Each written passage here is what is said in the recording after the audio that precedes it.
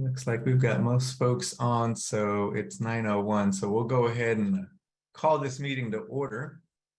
Good morning, everybody. It is Tuesday, June 30th, 9:01 a.m. We'll go ahead and call this special meeting to order. Thanks for joining us this morning, board members, board colleagues, Dr. Stubblefield, and to all of our staff. It's good to see you all. So we'll start with our board norms and protocols as we do at every meeting. We agree to respect differences of opinions in making decisions for the district, to follow best practices in managing the superintendent and the management of the board itself, to stay on task when conducting business for the district, including while at board meetings, to never surprise the superintendent or each other when conducting official business of the district, to read these norms at the beginning of each board meeting and at board workshops as a reminder of how to conduct our meetings, and to continually self-check to determine if we are following our norms when conducting district business. Again, welcome to all who are on the call, anybody who is any guests that may be watching as well. Good to have you this morning. So with that, Ms. Smith, please do a roll call. Yolanda Clark. Yolanda Clark, present. Maxine Drew. Maxine Drew, present. Janie Humphries.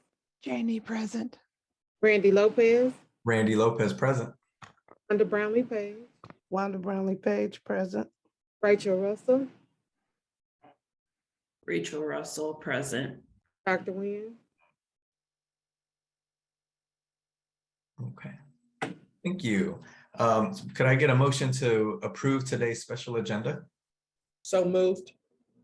Second. Moved and seconded. Any questions, discussion? Seeing none, Ms. Smith, roll call, please. Yolanda Clark. Yolanda Clark, yes. Drew. Maxine Drew, yes. Janie Humphries. Janie, yes. Randy Lopez. Randy, yes. Wanda Brownlee Page. Wanda Brownlee Page, yes. Rachel Russell. Rachel Russell, yes. Great, thank you. All right, so we'll jump right into our agenda. Our first item is under board discussion. Item A, continuation discussion around our budget for the upcoming school year, fiscal year. So I will hand it off to Dr. Stubblefield and to Ms. Kaiser, I think, who's on the call, to continue moving us forward with our budget. Good morning, Dr. Stubblefield. Good morning. Tracy, are you prepared to share your screen?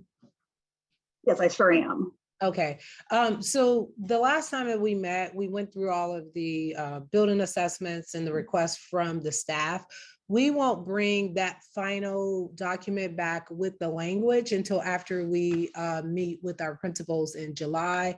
And as our new executive director of DARA comes on board, so that we can explicitly identify what data we will be collecting as we talk about the progression. So that will probably come, we meet with principals again on July 14th. So it'll be a later July meeting, but we will wrap back around because the board does have to, it has to be in the minutes that the board answer those 4 questions. So we will bring the information back.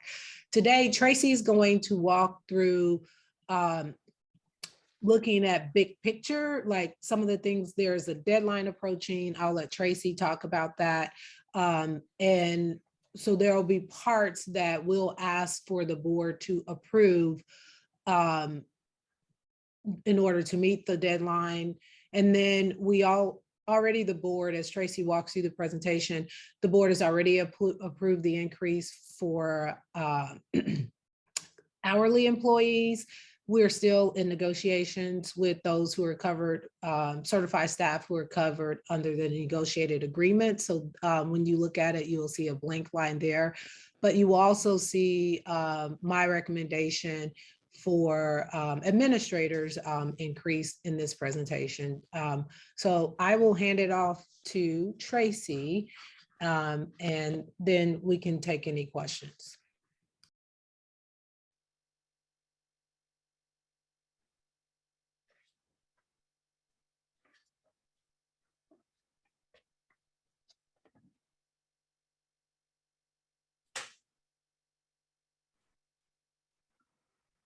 Good morning. I'm sorry. Can everyone see my screen?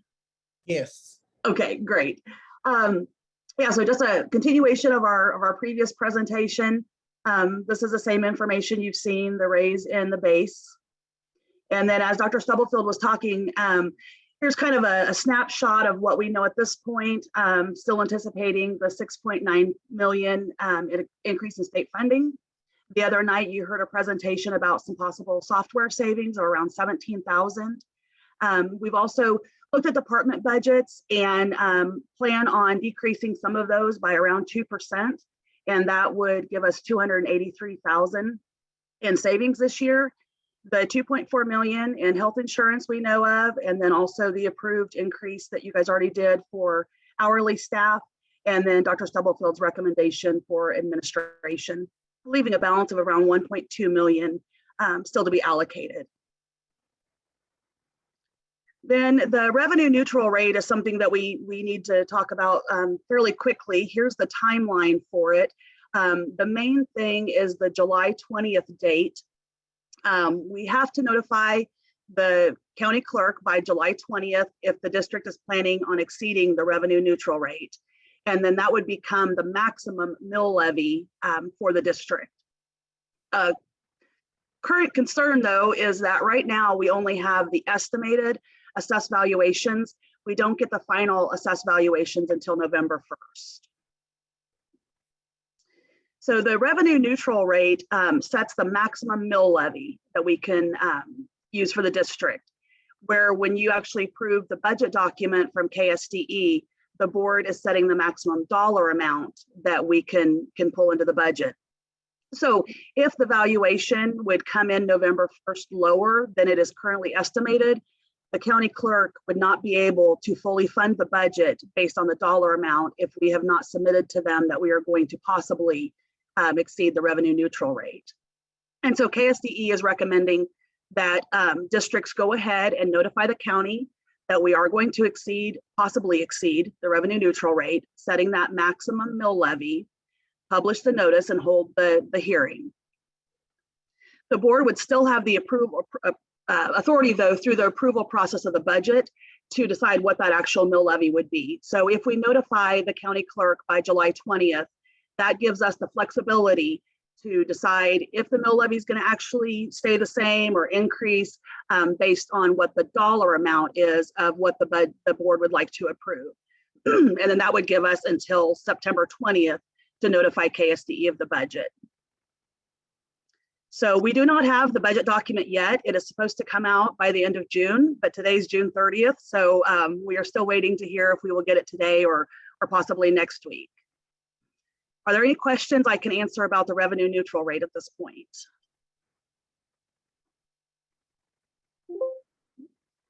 What is the mill levy at this current time?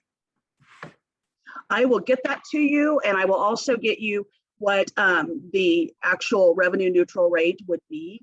So I will pass that along this afternoon to you all. Okay, thank you. Absolutely. Okay, then I'm going to go ahead. We have the public library budget here also and the nutritional services budget. Because they are completely separate from the district, we wanted the board to see what that anticipation looks like.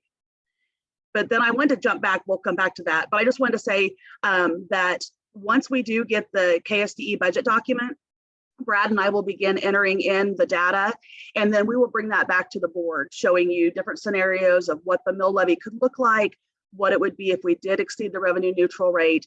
And our plan is to have that to you by the July 19th meeting, at least the funds that impact the mill levy, so that you guys will have that information prior to making the decision on the revenue neutral rate. And so just going back, the public library, you can see there's a few changes in salary and benefits. And then they have pretty much stayed within their budget on the lower part of their materials and everything. So just a slight increase in their budget. And then the nutritional services budget, Josh Mathis-Meyer did submit this prior to him leaving. Once we have our new director of nutritional services with us tomorrow, then we will review this and obviously may have to make some changes throughout the year. But the main thing was that food and milk went up $1 million as we would anticipate, and equipment, they've jumped from 150,000 to 500,000, anticipating some maybe equipment that need to be replaced. And then the next steps for the board, we would ask that I think we're going to look at your guys' budget next. And then we'll come back to you and give you more information on the revenue neutral rate. And if so, we would need to submit that by the July 20th meeting, or yeah, July 20th. I know it's kind of go. Yes, ma'am. Okay, well, I thought I had heard earlier that we're asking everyone to take a cut 2%. So I know they have their own budgets. Would they be encouraged to do that as well? So, Ms. Page, I just want to clarify, every department's budget was not reduced by 2%. We reviewed some trends and we reduced certain ones by 2% just because that was an amount we felt like when you looked at trends in spending and purchasing that it wouldn't negatively impact it. But again, I will say, in order to evaluate each department's budget, that's a longer process. But though the ones that we were able to see and touch base with those that are overseeing the budgets, they are aware. So it's not every department, it was certain departments that when we shifted or things that we are no longer doing and those kind of things, we were able to reduce it. And on average, it was about the ones that it happened to was about 2%. It was not every department. Okay, well, thank you for the clarity. But back to the nutrition and library, they're separate entities. Would they be encouraged to do the same thing, to kind of look where you can cut, make some adjustments, or they just operate differently? They operate differently.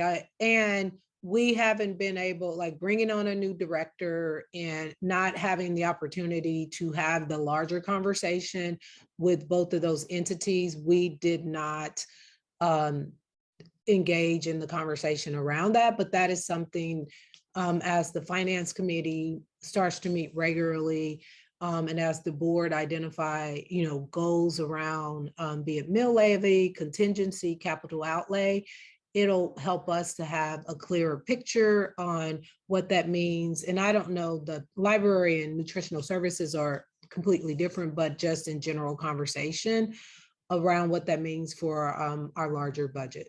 But Tracy, you can add anything regarding nutritional services in the library. Yeah, I sure will. Nutritional services is very unique because, their revenue increases as the more meals they serve. So we look at that also to determine what their budget can look like. They also are only allowed to carry over 3 months worth of operating expenses. And right now we are pretty close to that. And so KSDE through their audit has asked them to make a plan to start spending some of that down. And so that was part of the reason they increased the equipment line, was to make sure that we're staying within that. I mean, it's nice to have a healthy balance, but they are limited to only 3 months of operating expenses that they can carry over. And Brad did just share with me our mill levy for 21-22 was 49.65 mils, but I still will share the additional information. Okay. And then what about the library? The library. Just one, Ms. Page, before you move on to the library, can I just go back to the nutritional budget real quick? Yeah, go ahead. So I have numerous concerns within this budget, and I'm not sure, and Tracy, I know you've addressed the biggest increases in the equipment, and I don't know that I was aware, or have I ever heard that we had a dire need for $500,000 worth of new equipment. So I have a concern there. And so I would like a little bit more clarity where that equipment needs are coming from, because that's a drastic, that's almost 3 times what the past year's budget is. Additionally, I understand the health insurance contributions and the social security, those have a little bit of a higher, but when I go to look at line 3, administrators, I'm a little confused and concerned there too, because I don't understand what has occurred differently that would cause that to almost double and a half. So some clarity there would be helpful. I saw the secretary's line came down, but then the other one that I had questions about, when it says food service workers, so those contracts that we're going into for temporary agencies, is that in this line item? Here, is that why there's an increase? I know we've continued to struggle to find staff there, but if we don't have staff, I'm not sure why the line item is being increased. And then lastly,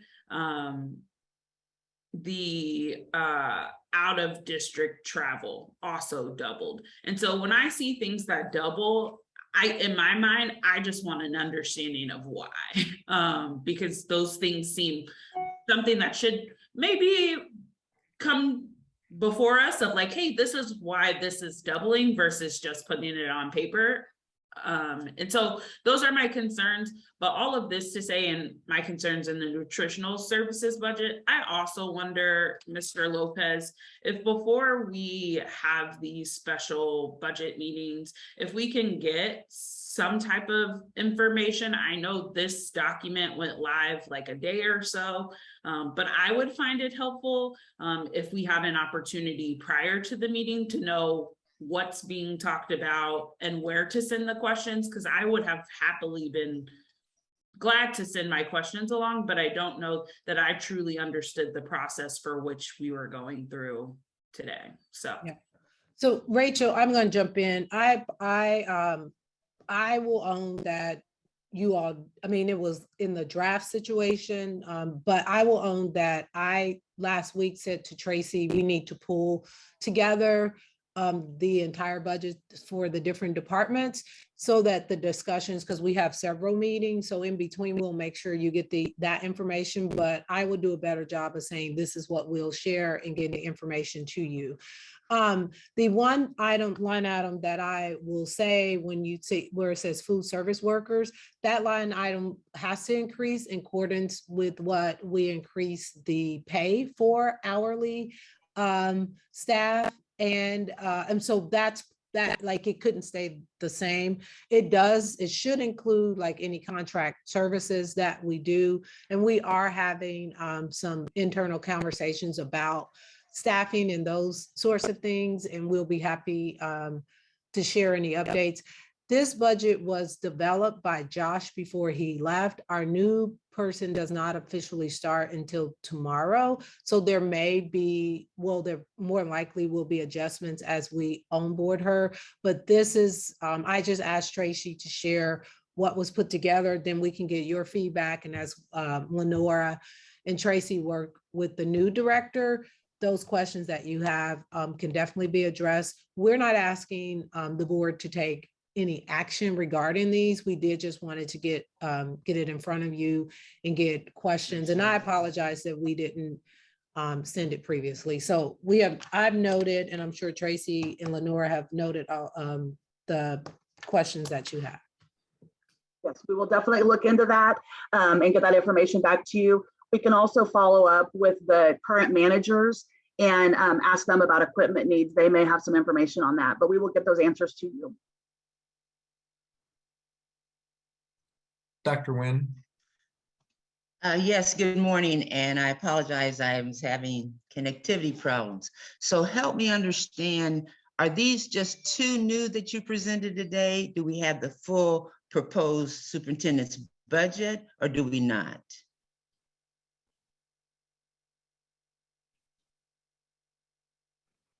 So we do not have, I'm sorry, the KSDE budget document has not been released yet. And so once we get that, we'll start putting that information together for you.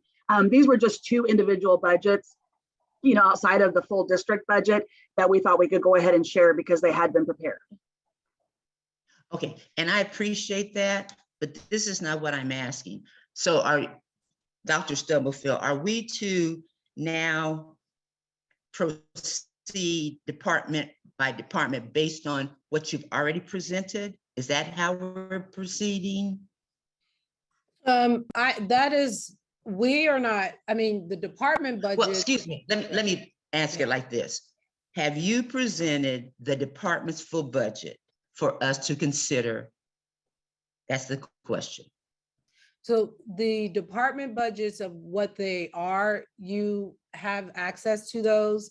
What we shared earlier in the presentation, there were a few departments that we reduced their budget by about 2% based off of just some things that we have changed, but the other departments we are not, because we haven't had the opportunity to go through them and look at what adjustments need to be made. And given the budget timeline, we would not be able to do that. So that's what we shared earlier.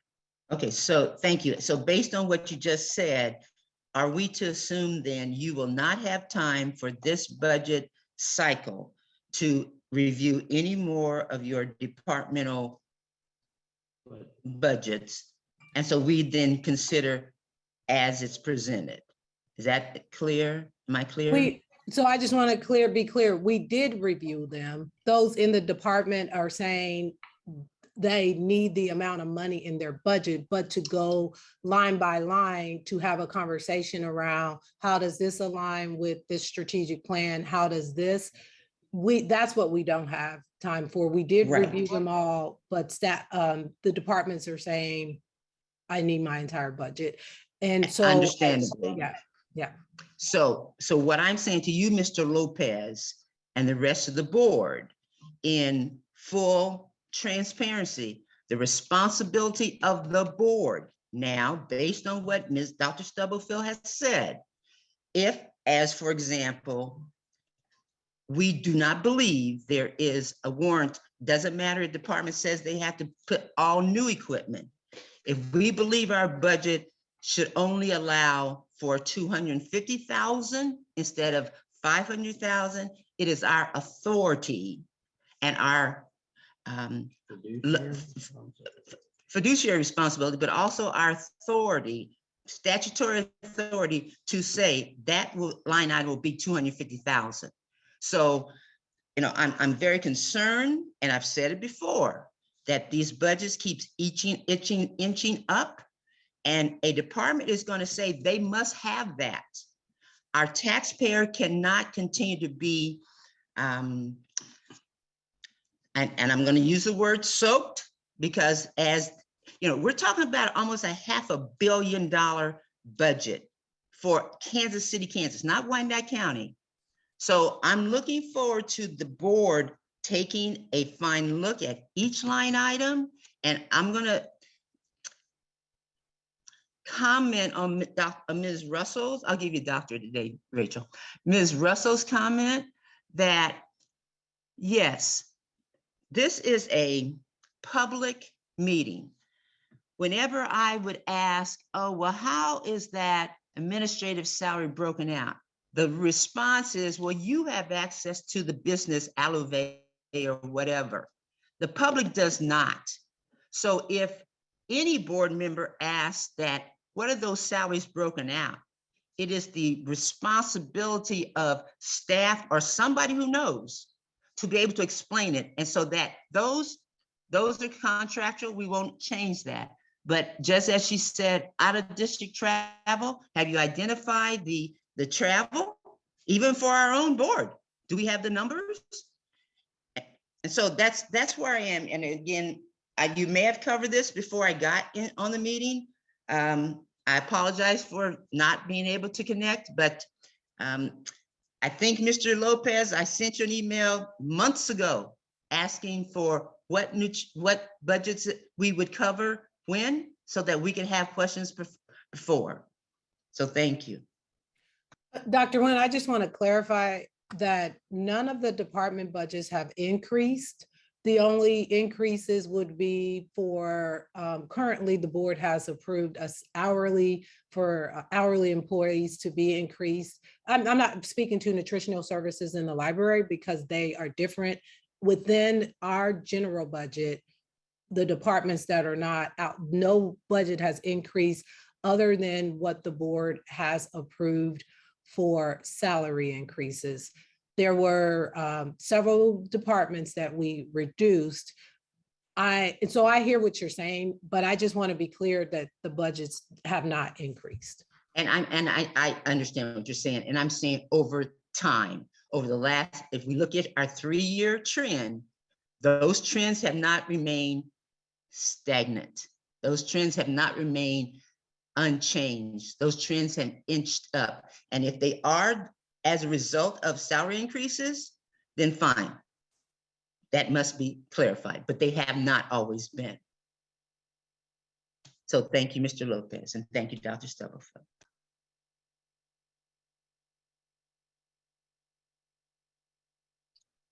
Thank you. Other questions on nutrition? I know, Ms. Page, you still had some questions you wanted to go back to the library, but if there are any further questions here on nutritional while we're talking on this budget.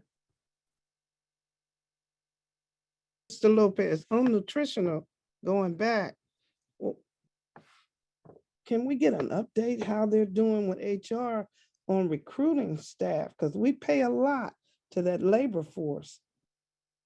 And that's some money we can work on cutting and not having to pay out so much.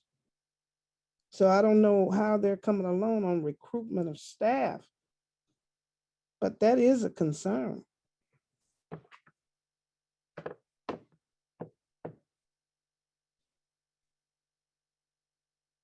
So is it possible to get an update from, not today? Yes, but- we'll provide an update on where we are with hiring for all staff. My last conversation with Lenora was that we were in a better place that we are than we were the previous year. A lot of it has to do with increasing the lowest paid employee, the $15 an hour, but we will definitely provide an update on staffing for nutritional services and other areas in the future. Again, those contracted services, when we do use them, we do pay a lot, but that they fall within the allocated line. And we are working to not have to contract it out from that standpoint. And we're just, when the new director comes on, we'll have conversations and explore how to address that. But my understanding is we don't have as many openings as we had this time last year because of the increase in the hourly wage, but we'll provide an update. Because if that's the case, then that number should be lower. Because we tend to pay them more than what they pay their workers. And I get that. But I'd like to see the people, if we're paying 15, hopefully we can hire people where that money goes directly to them. And I understand the contract and I get that. But if we're in a better place, that number should be lower. And I know we're estimating. I get that. Ms. Page, it would not be lower because the increase in salary, because when we're hiring our individuals, you have to include all of the whatever benefits they have access to, Social Security and employment tax. So it wouldn't necessarily be low. I'm not saying it's not necessarily possible, but it wouldn't be lower. And then the nutritional services budget is really based off the revenue that they generate from reimbursements and selling lunch. So their budget operates a little differently. And Tracy, if you could speak to if they reduce their budget because of the 3-month, like what does that mean and what does that look like? Because because they can't be profit, they can't like stockpile money. And I don't know if we can, I don't know how like transfers or where it can actually go, but their budget general funds can support it when it's not breaking even. But outside of that, because of the way it's set up, there are specific guidelines we have to follow. So Yeah, if we that's correct. reduce it, I just want to, can you talk about what that means, Tracy? Yeah, so the revenue is based on a reimbursement per meal. And like I said earlier, they can only have the 3 months of operating expenses carried over. So there's no way to spend nutritional services money except if it's on nutritional services, equipment, salaries, things like that. So we can't use that money for anything else other than nutritional services types items. But it is based on the revenue. And the rates change on our reimbursements frequently also. So, as the reimbursement rates go up, they're expecting us to spend that on food and different things, keeping our equipment up or whatever that might look like. And I have another question. They, just judging from some people we had spoken to, I don't see anything. Do they do professional development? Because they seem to have issues from there were a couple of ladies that came in, and I've gotten letters from some people that they were having a hard time, some of the staff getting along. So do they do professional development with them?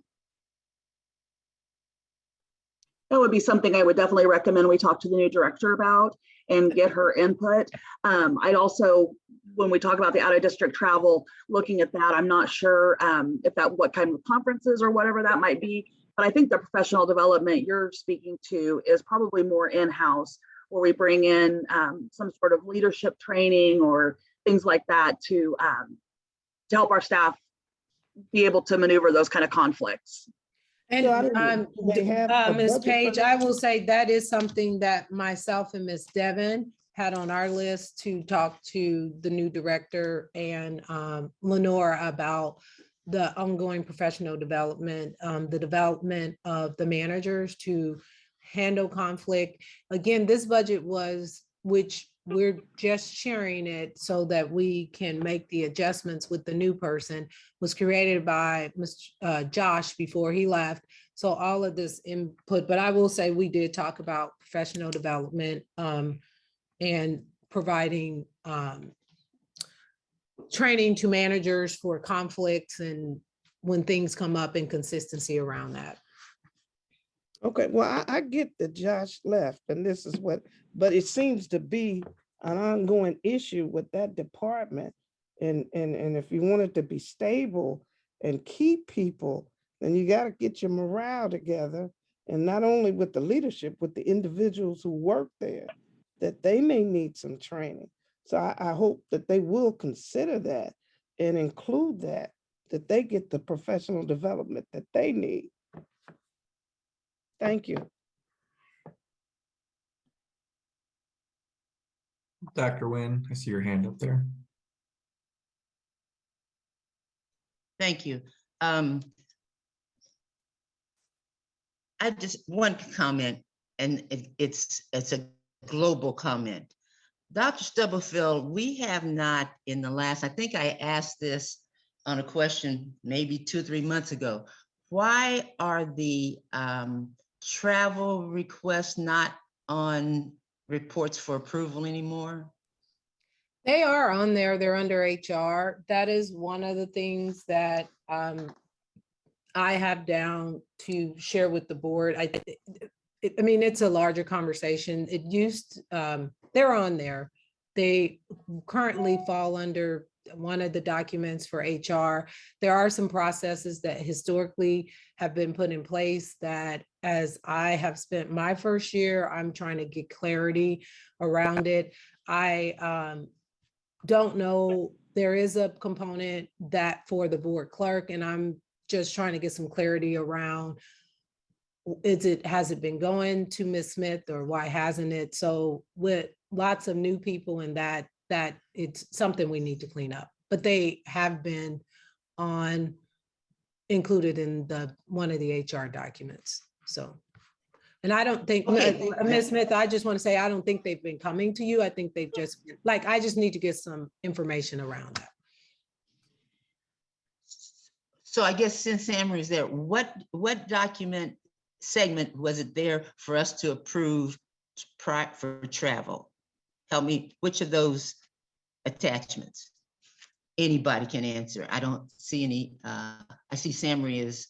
I'll direct everything to you, Dr. Stubblefield. Thank you. Which attachment did?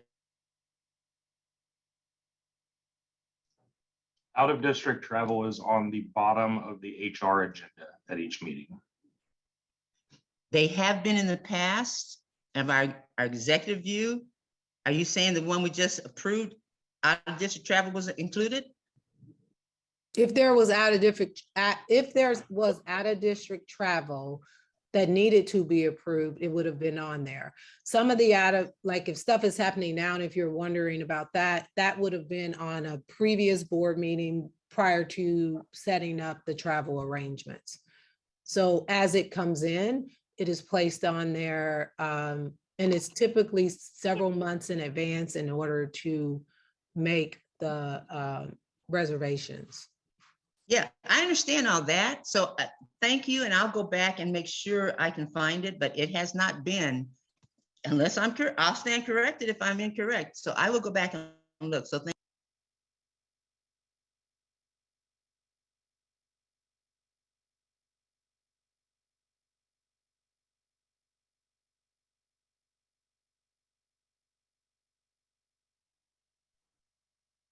Thank you. Additional questions, Ms. Page? Oh, well, I was just asking on the library. I know they're two different entities. Are they making any adjustment? You know, we were told that some, I want to make sure I say it correctly, have made an adjustment to reduce by 2%. Is the library doing that? No, we did not have that conversation with the library, as the library has to make adjustments for the salary increase, because when the board approves it, it also impacts their budget. And then as they have added back and continue to add different programming around being more in person and just adjusting to the different types of things that have gone up from materials to those kind of things, their budget was adjusted. Carol had a pre-planned trip. She's not on here today. There is representation from the library on here, but we can get more information, but did not, that was one where they adjusted their budget according to the things that they needed to continue to function. And then my other question, under security for the library, I know at that main library, and I've asked this before, did they consider maybe adding a little bit more? Because when they pull that security to do other things, they have some different kind of issues than most of the other libraries, and security is needed badly. So I don't know, I'm not asking for an answer right now, but did they consider that? Carol, Chief Nicholson has looked at all of where our staff is, including the public libraries and those things, and he is having conversations with the different department leads. We will bring forth on the July 19th meeting just an update, a safety and security update, which a large portion of it will be in executive session, but Chief Nicholson has started those conversations and will have a proposal around balancing and making sure all of our facilities have the whatever necessary security. But those conversations have started to occur. Thank you. Dr. Nguyen? I just have a comment. Two, one on the security, I don't see it exactly, but one would think since the library is its own taxing entity, it would have its own permanent security force, for lack of a better word. And I would like for the library, like for Chief Nicholson, Dr. Stubblefield, and the board to consider that. That way they are not pulled from the library to a school function? And secondly, the same thing, unless it's capital outlay, you're almost doubling equipment cost. And I know Carol's not here, but that is something that needs clarification. Dr. Nguyen, this is the Assistant Director, Rochelle McCauley, and I can provide some insights on that. I'm sure Carol will provide additional information if you'd like. The equipment is kind of a tricky one for us. It is up quite a bit for this projected budget, and that's due to a lot of things in our system still needing upgraded, like PCs, public staff, laptops, iPads, security cameras. Due to COVID and the shutdown, we have a lot of things that have not been upgraded because vendors were unable to process those orders and requests for new updates in our materials. So it's kind of been glommed all together into this one budget, and it looks like a massive increase, but it's due to several years buildup during the COVID period and not being able to fulfill those requests through our vendors for upgrades. Does that answer your question a little bit more? And thank you. So with that being said, then perhaps likewise, phase in could be, also you should have are you still sitting on a 11 to 12 million reserve fund? I don't see it on this. Okay, so that could come out of some, once again, the board has the authority to determine, some could come out of the reserve fund. It does not have to go directly to the taxing line item. So that's something to consider as well. One would think, is there some reason, Dr. Stubblefield, the reserve fund is not included? Am I not just seeing the? So Dr. Nguyen, this is my first time going through this. So when I sat down with Tracy, we looked at previous, what was shared with the board previously. And I said, let's start there and then we can get information from the board. I do not have an answer to that regarding that. And I don't want to misspeak about the reserves. Is that the taxes that are being collected for renovating or building a new library? And I don't know why it's not on here, but my small understanding, I thought that's what that money was set aside for.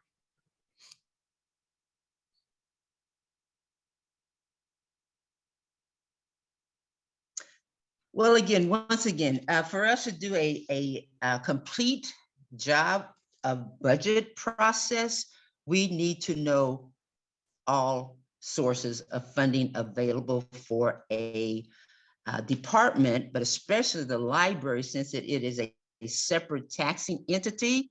We could easily just set that aside and deal with it by itself. So I don't believe Ms. Kaiser's, this is Ms. Kaiser's first year, but nor Brad. So and if I can remember, it's 12 million. We know it's 12 million now. If they're stockpiling it for something, that's one thing. If I know that once again, I don't know if, I'm sorry, whoever the assistant, was it ever determined that you need a chiller or you do not, or we were misinformed? What's the status of that? The chiller at the main library, is that what you're referring to, Dr. Nguyen? Yes, ma'am.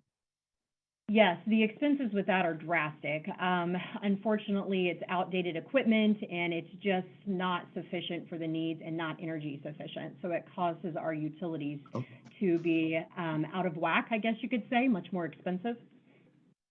And I will also add, Dr. Nguyen, that I did follow up with Doug about the chiller, and that is something that he told me that the district has always paid for anything that the libraries need in their buildings because they are district-owned buildings.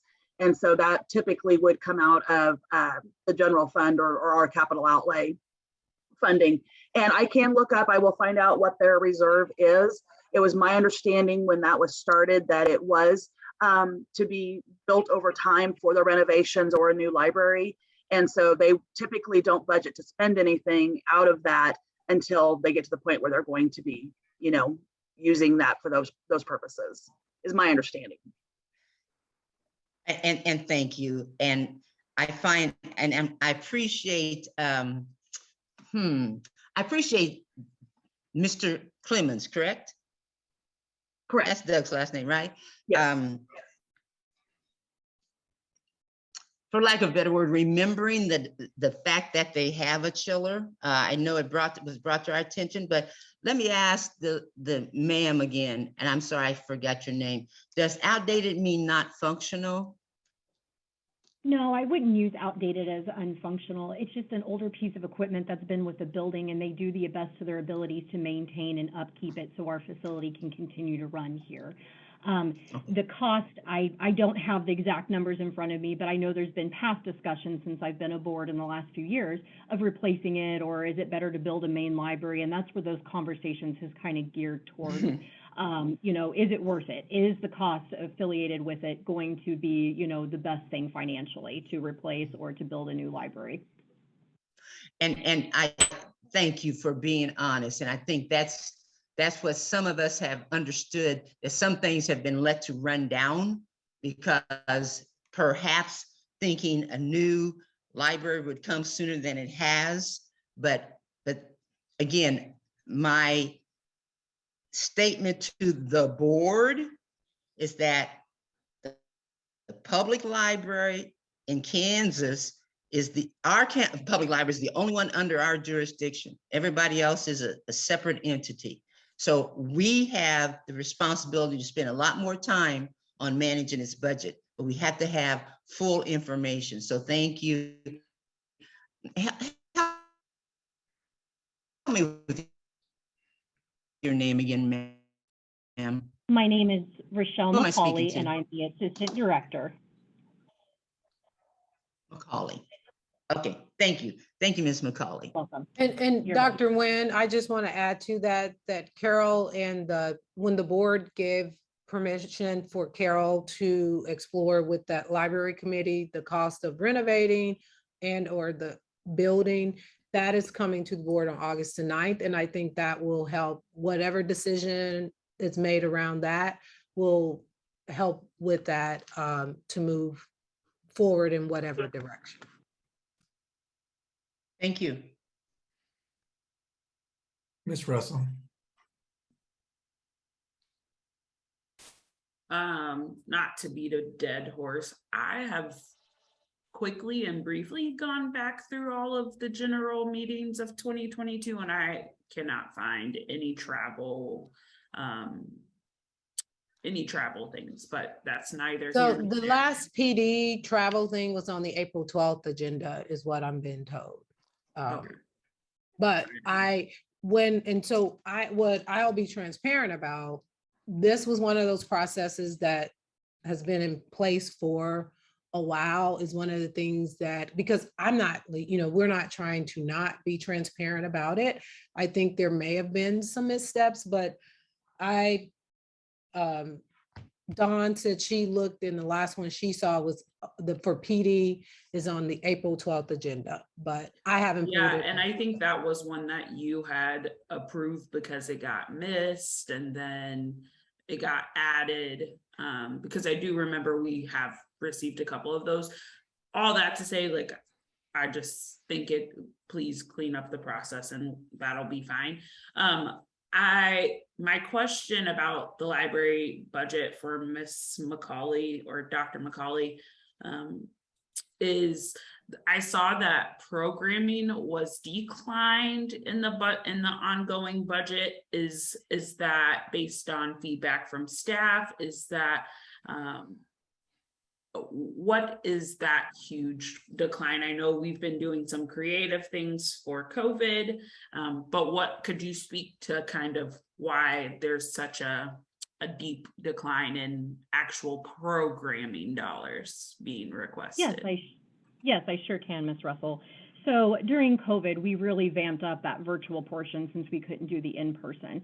And now as we're transitioning back, we want to continue that virtual presence because we have a community that is very excited about having that presence of the library, but we also have to balance it with our in-person programming. And a lot of the virtual things were in-house things that we were doing. We were already utilizing current software, to be able to do our online story times and things along those lines. So it's more of a rebalance is what it is. So that projected increased cost for usually what we would do all of our in-person programming, our virtual kind of offsets those costs a little bit, and we're kind of streamlining it back to where we need. So it's just balancing it out. Does that help answer that a little bit further for you?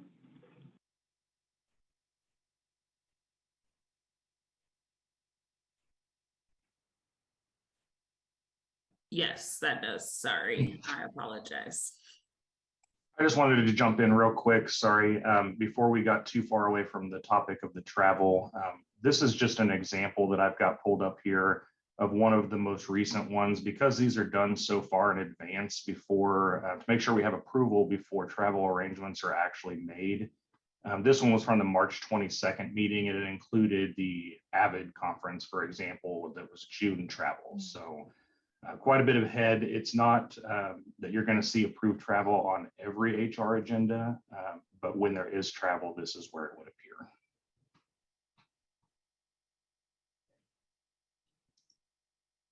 Thank you, Brad. Ms. Humphries?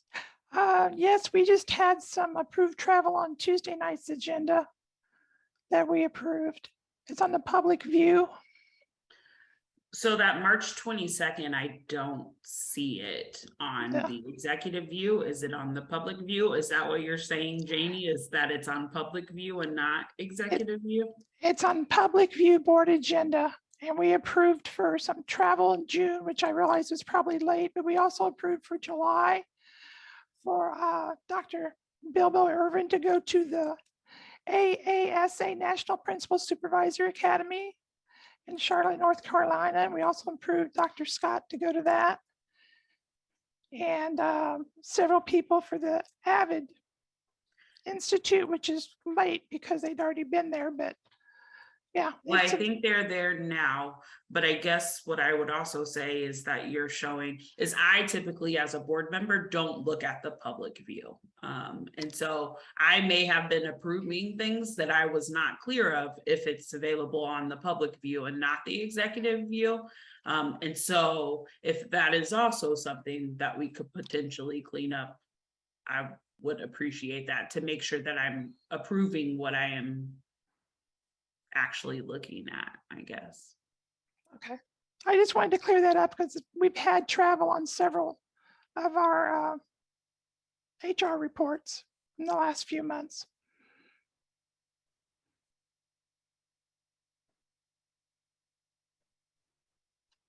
Thank you, Ms. Humphries. Other questions on what was presented today around the budget?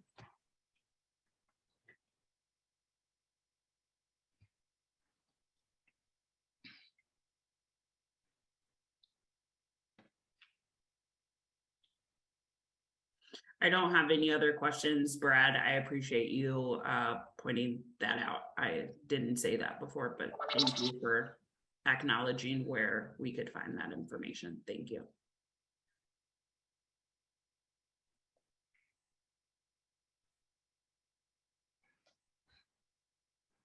Okay. Thank you all for the questions and feedback. I know Tracy and Dr. Stubblefield and team took notes, and we'll continue this conversation. Again, there's no action being asked of the board today on anything presented. Thank you for the feedback. This will come back around, as Ms. Kaiser mentioned, July 19th regarding the revenue neutral rate and what that would look like. And so we'll have more information to come. So Randy, regarding our budget, the questions that were asked, we can get that information, but we do have another budget meeting scheduled for July 11th. So are there other items because the revenue neutral rate will come July 19th, but there are other things. So like at the next meeting, we would be asking for approval to move forward with the possibly if negotiations, well, I don't know if that'll be settled. At one of those meetings, we may have some agreement from the negotiations. And then also we will be asking for approval to move forward for the increase for administrators, but so that we will know and I can give guidance to staff. Are there particular things that board members, the collective board wants or needs for the entire budget, given that Tracy said the one forms are not available yet. And once we have that, we will put it all together and bring it to the board. Mr. Lopez, I have a question. Dr. Stubblefield, you said an increase for administrative staff, and I thought quite a few of them had increases last year that they would just naturally get what everybody else is getting. So why are we increasing a certain percent? And what individuals did we not cover that we're trying to cover now? So Ms. Page, for administrators, because administrators are not covered under the negotiated agreement. And class hourly staff had a larger increase this year. I don't believe that's appropriate because administrators were adjusted at a higher level last year. And so I made a recommendation based off of what the market is and what I believe is a fair compensation.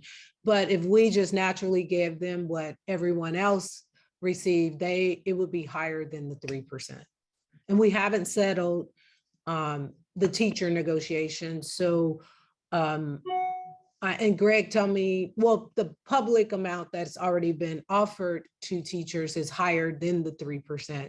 So that's where I'm not sure that you want to naturally give them what everybody else. And my understanding is that you always have to approve it separately because they are not covered under the negotiated agreement.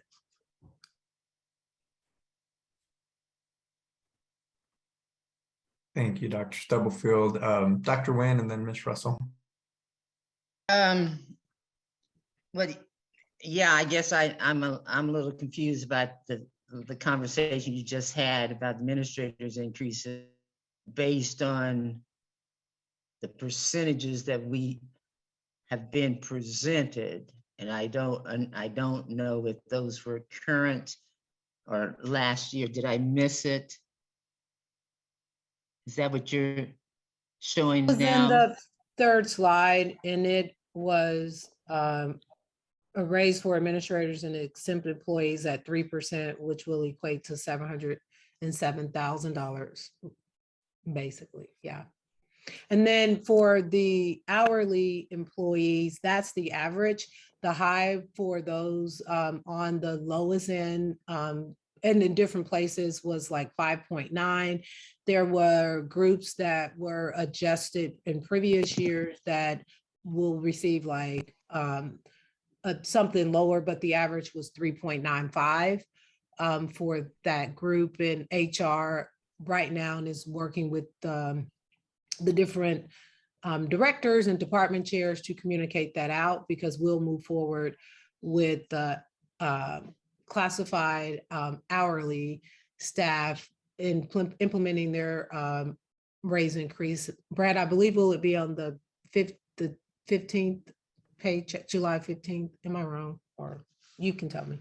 I'm sorry, I don't have dates on that yet. Yeah, we're moving forward, and if we have to retroactively pay them, if it's not ready to go by their first July check, we will do that. Yes, it'd be retroed back to July 1st. Okay, thank you. Maybe I'll have to pick up the phone and call you individually, or I'm not understanding this discussion at all without any details. But the second, do we have any, and you may have been on the resources allocated to the schools for overcoming the barriers that have been identified to bring the students up to proficiency? Where is that discussion? So Because at the that beginning surely of the costs meeting, money. yeah. So at the beginning of the meeting, I said, as the new executive director of data assessment comes on this week, and principals, we meet back with them on July 14th. It'll be at a later July meeting because we just have to finalize some things. So it's coming at a later July meeting just because we don't have principals all together again until July 14th. So you don't have any feedback from the principals meeting you had before, what, 2 weeks ago? The principals are filling out that information. We have to identify like how we're going to collect the data, how we're going to report it, what are those things. And we don't have our data person doesn't start until today. And there were some principals, the last time that we saw them, that was their last day. So that gap, we'll bring it back to a future July meeting, but they are the ones who are still on contract, have been working and putting that information, but we're just streamlining and finalizing it based off the information that we share with you, but it's not ready for this meeting. And we Okay, have several. so with those, too. so would those resources be addressed in the curriculum and instruction budget? Or which budget will those? We will resources identify, be it will be reflected? curriculum and instruction where we are either continuing curriculum that we've implemented. It also will be building budgets depending on like what was needed individually. So it is built into those budgets.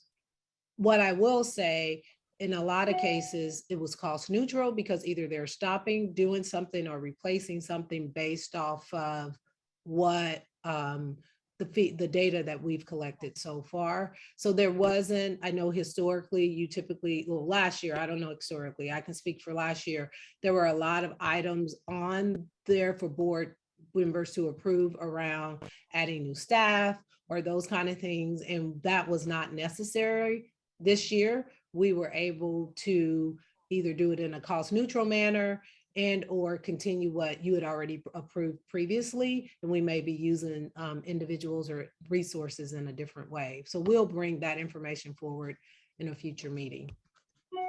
So you will be able to itemize essentially what each school's resources will be identified to address. Am I correct to understand that? Yes, we'll be able to address the 4 questions for each school. Yep. And specifically say, I mean, you just said it, how much resources will be allocated?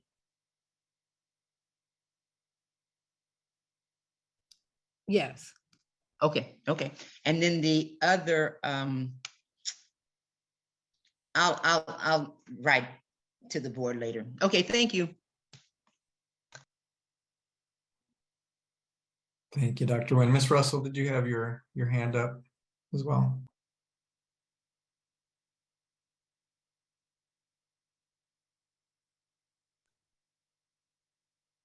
Mr. Lopez, I'm sorry, did we finish the board's budget yet? No, that's next. We're gonna get to that. Okay, thank you. Mhm.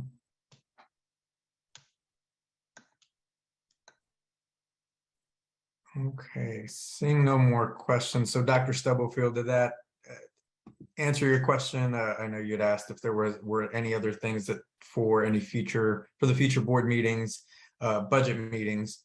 So board, if there was anything specific, we all do have access to those department budgets to review. If there were any questions, please send those ahead of time. I will say, again, I know staff over the last several months, each department has been working through their budget to make sure that they have a budget to present. And then they met with leadership to review their budget and to make sure that it was in line with our district goals and strategic plan and priorities. So I know they've reviewed that, and that's what has been brought forward. So there has been definitely a level of review with each department and with our leadership team. And that's what's being presented to the board. So again, as you review those, board, if there are some questions, please send those along to Dr. Stubblefield, and we'll make sure that that we have that.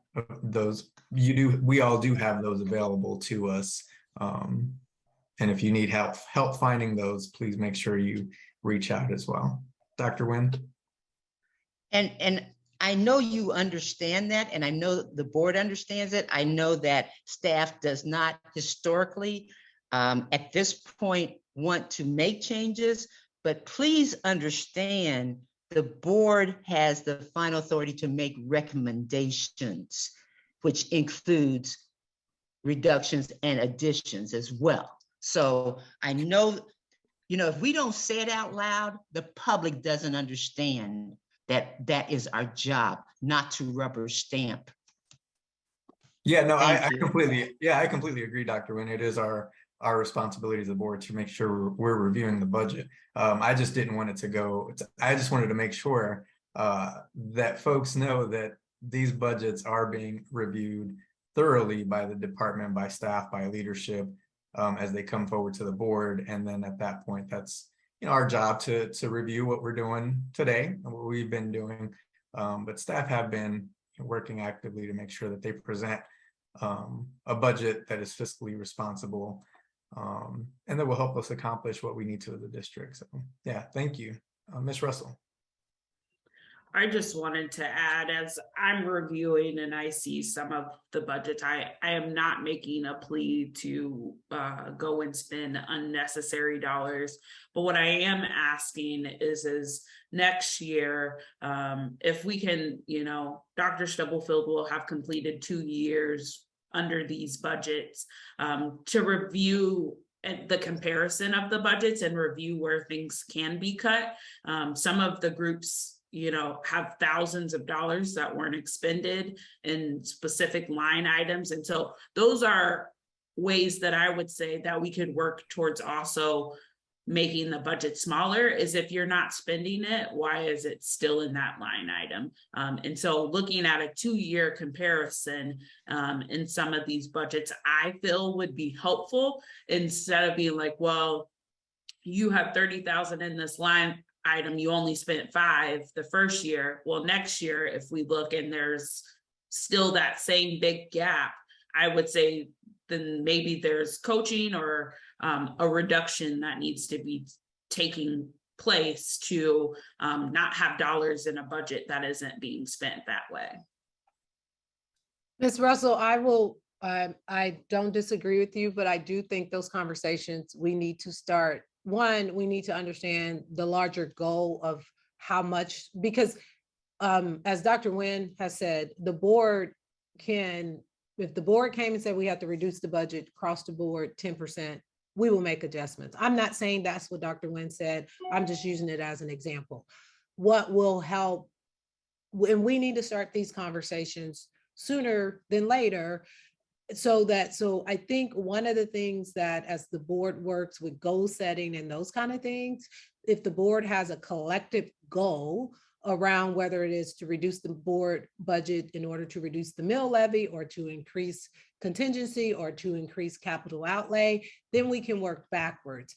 I will acknowledge that several board members, like the hope was that we would start these conversations earlier so that when we're bringing the budget to you this time of the year, we're not like, so for example, the largest portion of our budget are people, and there are other things. So if we would need to reduce people or move people into different places, the timeline that we have is those kind of decisions have to be made by March. Not saying that that's what we need to do, but we need to, once the board identifies what's the larger goal, it'll help us work backwards starting in like August, September within the finance committee, so that honestly, what will come to the board as a recommendation for budget would be a unified recommendation from the finance committee, which includes board members and myself, around here is what, based off the board's goal. That to me would be more productive, and allowing more time to get information, provide clarity. So my hope is that's what we can do right next year, Rachel, because we can look at the trends beyond 2 years of budgets and those kind of things, and then make sure that we are in alignment with the larger board goals and or our recommendations around improving the outcomes for our students.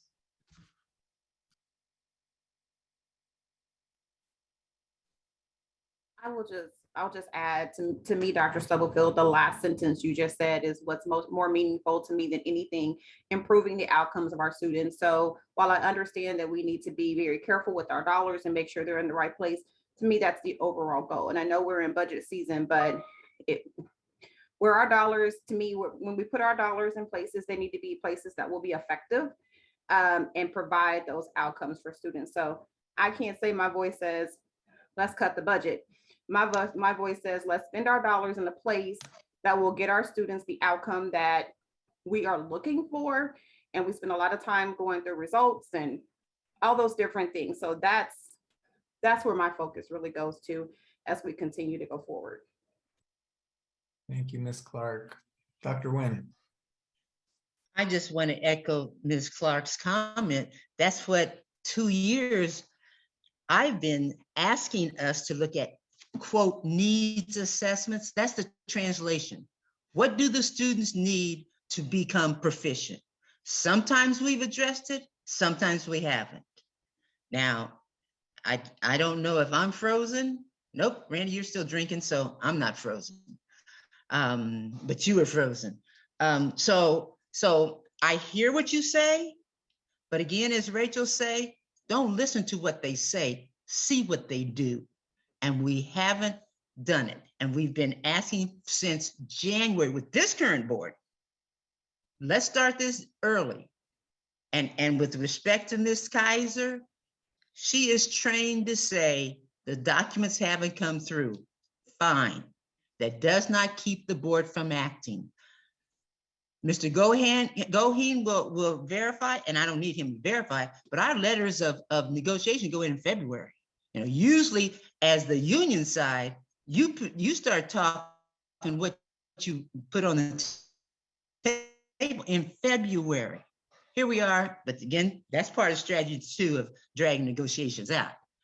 But nevertheless, when you talk about needs assessments and allocations, that's directly tied to student performance. And this board member has been asking this board for at least 3 years to address that. And it hasn't happened until now, when the law continues to get tighter and tighter. And when they start taking money away, and I'll come back to Dr. Stubblefield, and we're going to have that conversation, this conversation before long. The use of at-risk dollars, we cannot continue to use it for salaries. It's not going to happen.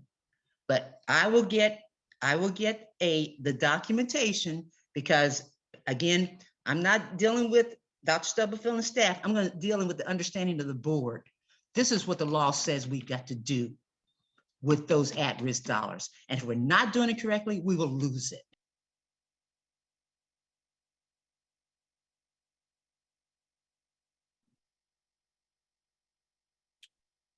All righty, thank you, board, for the conversation, discussion, questions, and we will bring this back forward at our next budget meeting. If there are any specific questions, excuse me, before then, please make sure you send those to Dr. Stubblefield. Again, I'll just say, you know, I appreciate the conversation and the board's due diligence to make sure that we are reviewing and doing what's best for students, reviewing needs assessments. Thank you to staff who's make sure that they put that in a place, in a space where the board can access the assessments, the budgets, the department budgets, and thank you to staff for going through those. As we have questions, please make sure you send those along. So our next, we'll continue on with our budget, or with our agenda, I'm sorry, with item number B, which is our Board of Education budget.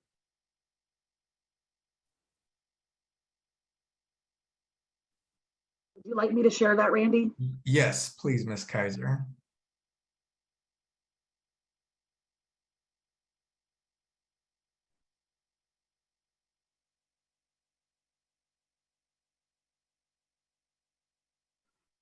So as we had talked last time, you guys had asked for the 3-year actuals so you could compare to what was actually budgeted. So I had added those.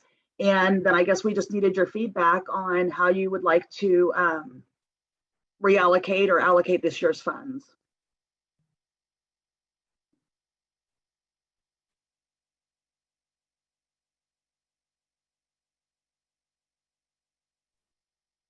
Thank you, Tracy. So board, you've got this in front of you and hopefully you've had a chance to review as well.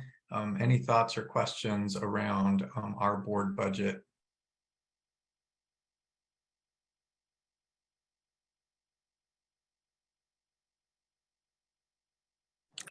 I guess my question is, did someone put together all of the board feedback to be able to look at how we all proposed or brought things to the table, I guess? I guess that would be my approach. And what did the board individually provide to you and Yolanda to be able to frame the budget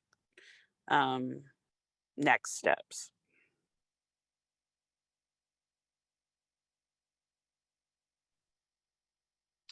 Yeah, thank you, Rachel. So I don't have that in terms of collecting feedback. I'll have to look back through. I've been out for a little bit, but I'll go back through that.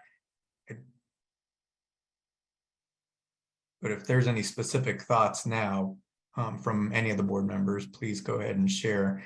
I do know that there was conversation around travel and professional development and making sure that we allocated enough for professional development and out of district travel for the board. There are several conferences or professional development opportunities that board members would like to attend. I know there were a few that were sent over to Yolanda and I. So making sure that we budget and making sure that the board has access to that and equal opportunity for board members to travel both to the National School Board Association. There were a couple of other local and other out of state travel as well. So I know that was one area that the board, what I heard from the board collectively is that we made sure that we allocated enough funds for that and also enough opportunity for all of the board to at least attend the national and then maybe one other professional development opportunity. So that was one for sure that we received feedback on. And then the other, and I see your hand, Dr. Wynn, I'll call you. The other one was around the consultants. So I know we've had some development work with, some board development work with Dr. Wiesman, and she will continue some of that. We are looking for dates. Actually, I just got an email from her last night or this morning about a couple of dates in August for that goal setting, mission and vision and purpose and strategic priorities. So we'll look for a couple of dates for that, but that'll be some ongoing board development, which I think is always helpful and good for our board to continue to do that. And then we had another facilitator consultant who did some work with us as well. We have another session that we will likely do with her in this coming fiscal year as well. So that's another area that we've looked at, but really around that board development piece with KASB and Dr. Wiesman. Dr. Wynn? Thank you. Just on that same note, so am I reading this correctly? We have only spent $37.50 thus far?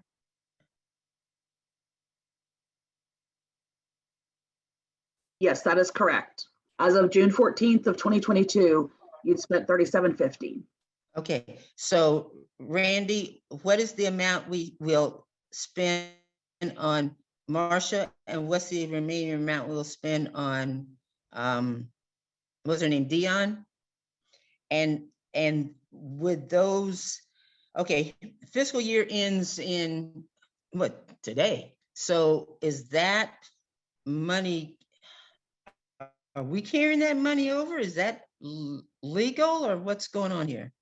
So this is in the general fund, so we can't carry any funds over. If there's anything left, like some of it, would be moved if we needed to. But yeah, whatever is, we haven't spent is not going to be spent at this point. And so Dr. Nguyen, did Dion, our next session for Dion, it was already encumbered, so so Marcia, whatever happens in August would come out of your new budget. So typically when it's left over, Tracy, I don't want to misspeak, does it go to contingency or capital outlay from any general budget in general? Or I think just clarity around, because there are lots of budgets where it all wasn't spent. So I think it typically goes to general funds or capital outlay. Right. Okay. We have to make a lot of year-end transfers. So for example, if we have salaries in supplemental general that have gone over, then we have to move those to at-risk or have general funds pay for them. And so we do a lot of year-end transfers to clean all that up. And then once we get to the end, if we do have money left over, we, for instance, would not put maintenance salaries in capital outlay. So we'd free up that money in capital outlay or some things like that that we do strategically at the end of the year. But we have to, look next week and start that process as we go forward for anything. There's just movement in between the funds that we have to always make. Okay, thank you. So the question is, Randy, how much do we need to pay, set aside for Marcia for 2 sessions? What did we pay her? So I don't have that in front of me. I don't know, Tracy. I believe Marcia, I believe KSB's invoice, and I don't know if Leslie has access to, I believe Marcia's is like $200 an hour. I believe that is what it costs. So it's an hourly rate, not a daily rate. Okay, so you're talking, I mean, can we agree as we're building our own budget, how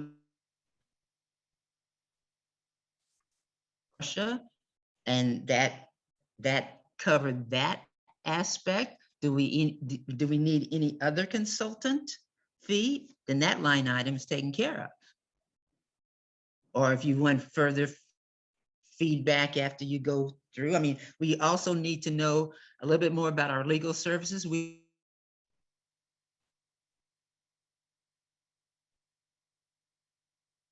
Are we going to do any board conversations like we did? I don't think we've done any with, we've done some with this, not with this current board, but that would require advertising. Do we have the numbers? Just as exactly what Rachel said. Do we have anybody? We don't have anybody drawing up the numbers, right, Mr. Lopez? Understood. Right. So, and you were cutting in and out of there unless it was just me. So I think I caught most of what you were saying, Dr. Nguyen. So I think, that's what this conversation is for. The answer is we don't have numbers.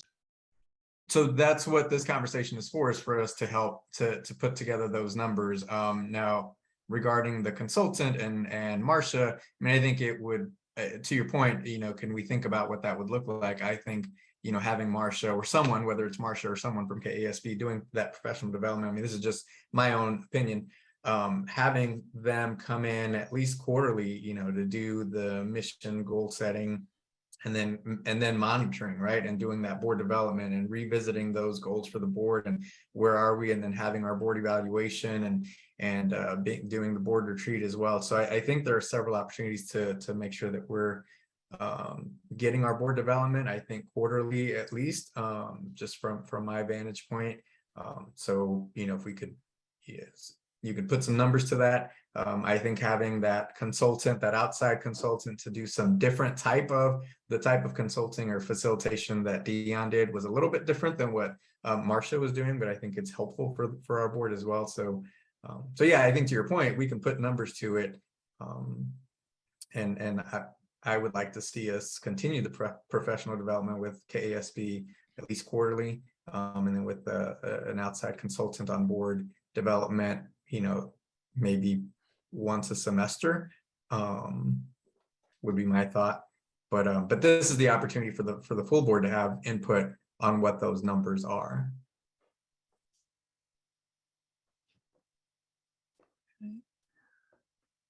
Ms. Drew, I'm sorry, I see your hand up there. No problem. Thank you.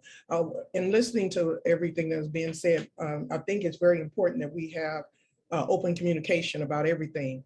And one of the things that if we have those workshops, I would like to suggest, and you all can decide if that later on, if that would be applicable, is that we have some form of open communication to the public at our board meetings to let them know that we have been meeting with the training and some things that we learned.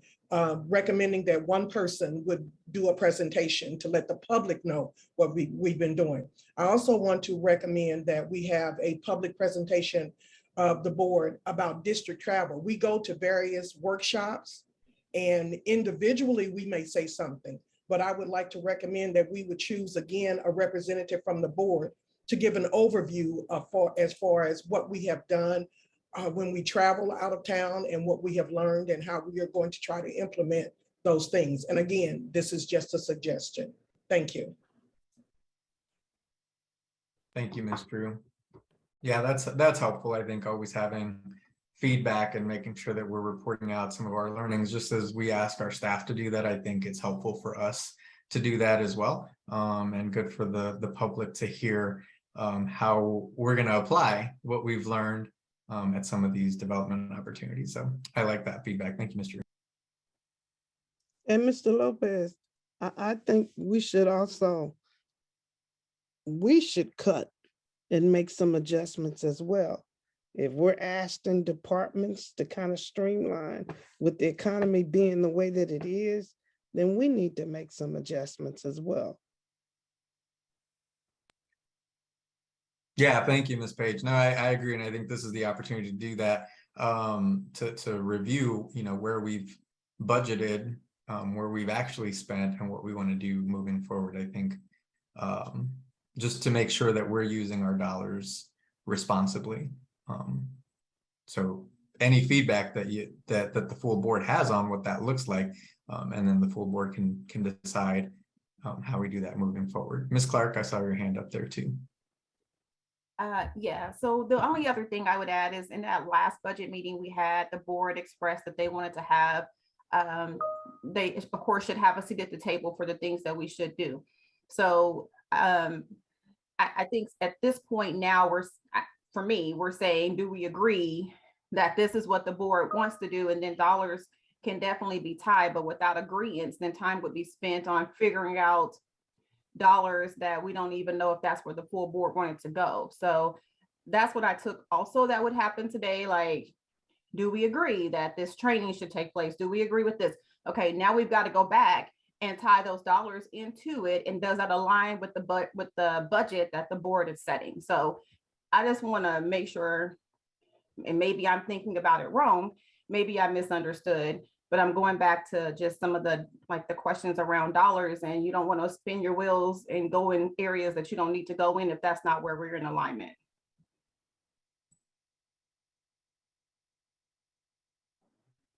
Thank you, Dr. Nguyen. Well, I just have two questions consistent with what we're doing. Have we determined the outside consultations are effective? Who set the priorities we want to accomplish? And have we evaluated those activities to see if we want to continue? Number one. Number two, again, the travel, I think the local, state, local, and national have to be cost effective. And just as a side note, when I was not unable to attend a conference that I had committed myself to, I repaid that amount of money. So whether that is district policy to be determined or just board members, that is what I did, as well as when we make the airline reservations, I don't know if we make all refundables are not the lowest fare. So there could be some consideration in the details. But we do need to evaluate what we're spending to see if we're going to continue. Thank you. Mr. Lopez, the 30,000 that was spent on out of district travel, did that include the national? I mean, could we break it down? I thought I heard someone say one national, one other. Does that cover that in that 30,000? And I know things are going up.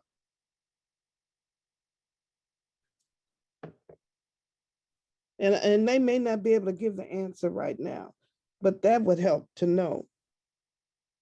Any travel, Ms. Page, that occurred prior to June 30th is included in that. It looks like the total, and Tracy, you may be able to do the math faster than me, that was spent because it was split. I don't know why it was charged to two different accounts. So there was 13,000 on the out of district travel line, and then other expenses. There was some travel included in there, but it's not broken down. It wasn't, but the max that was spent was between those two lines was 26,000, but there are other items in there. So it's less than 26,000 that was spent on travel. Because should we start to give some numbers now? Yeah, and Ms. Page, I don't know if this is helpful either. And Tracy, you can correct me if I'm wrong, or someone can. I think the travel included the National School Board Conference, but I think that was the only one really that the full board took advantage of this year. Again, remember, we didn't do any traveling really for the last couple of years. So I think right now, this past year was the national conference that we attended. And then maybe a board member or two attended some local workshops or local opportunities. I think there may have been one national one that a board member attended.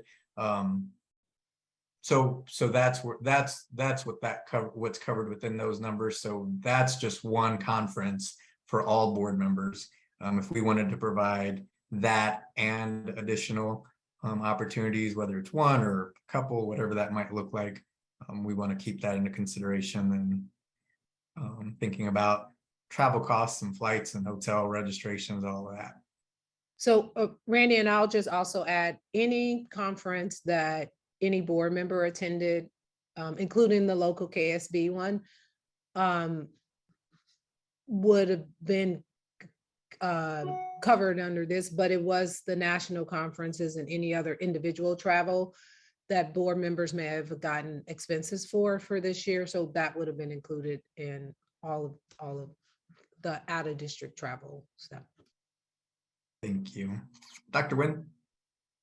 Question for Dr. Stubbs. Thank you, Mr. Lopez. Question for Dr. Curriculum team go with you. Did that come out of the board? That when the board travels with the curriculum, it comes out of the curriculum budget. It's not in the board budget. When we invited the board members to Avid, that was charged to the budget that staff traveled out of. That does not typically in any district I've been in previously, it's included in that group, not the board budgets, but where it is coming from. Okay. And then where it said, I can't see it. Did it say student of the month came out of our budget? Yeah. It does, it did. And Tracy can speak to that. I think originally when student of the month was created, it was a board driven thing. And so here lately it has shifted to student services, but I think that's one that Tracy, you can let me know if I recall, we were going to shift that cost to student services in the board, and that wouldn't necessarily be a line item on the board's budget moving forward. Yes, that is absolutely correct. I think the reason I put that on there was because at the beginning of the year, maybe a couple were paid out of your guys' budget, but we have moved those to student services now going forward. One last With question, that Mr. being Lopez. said- I'm sorry, I didn't know you weren't finished. Go ahead.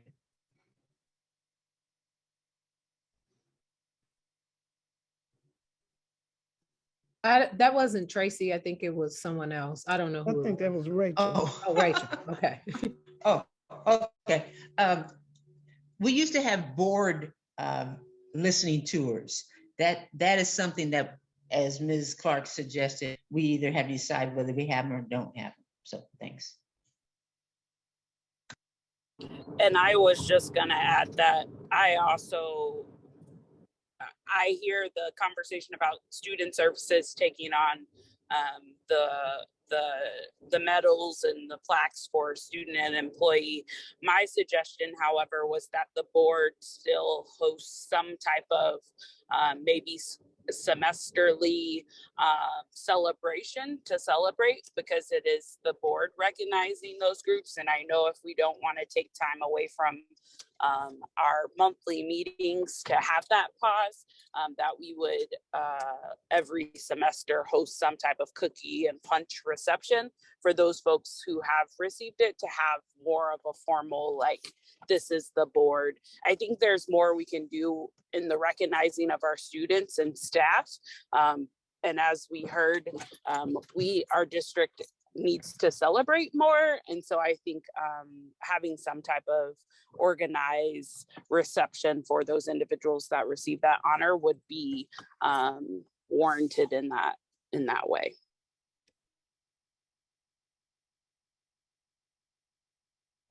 Thank you, Rachel. Ms. Clark.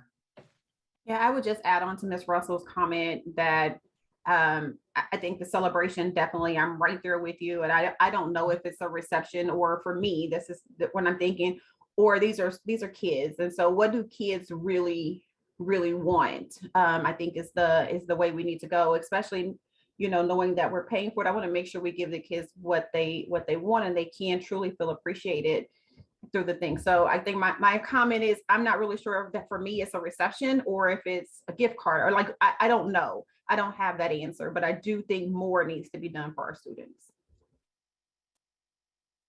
Thank you, Ms. Clark. Ms. Drew. I'm in agreement with that. Student of the Month has been in existence for a long time. I taught for 35 years and we were able to, that was in place. But one of the things that I noted was that at times teachers were so busy, the recommendations sometimes did not come. So rather than, or rather, I would suggest that we move in a positive direction to reevaluate what that looks like and possibly come up with some additional ways in which we can increase the recognition of acknowledging our students. Thank you. Thank you. Ms. Humphries.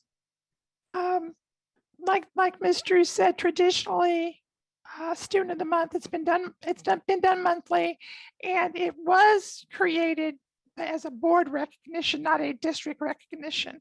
So it was in the hands of the board committee to select Student of the Month and Employee of the Month and present them with a plaque or a medal for the kid to wear to school. So if we want to continue doing that, we need to think how we want it to look like. Do we want to continue doing it monthly? Do we want to look at some other way to recognize the students like Ms. Clark suggested? That's a conversation I think the board needs to have, because it has changed over the last 3 or 4 years.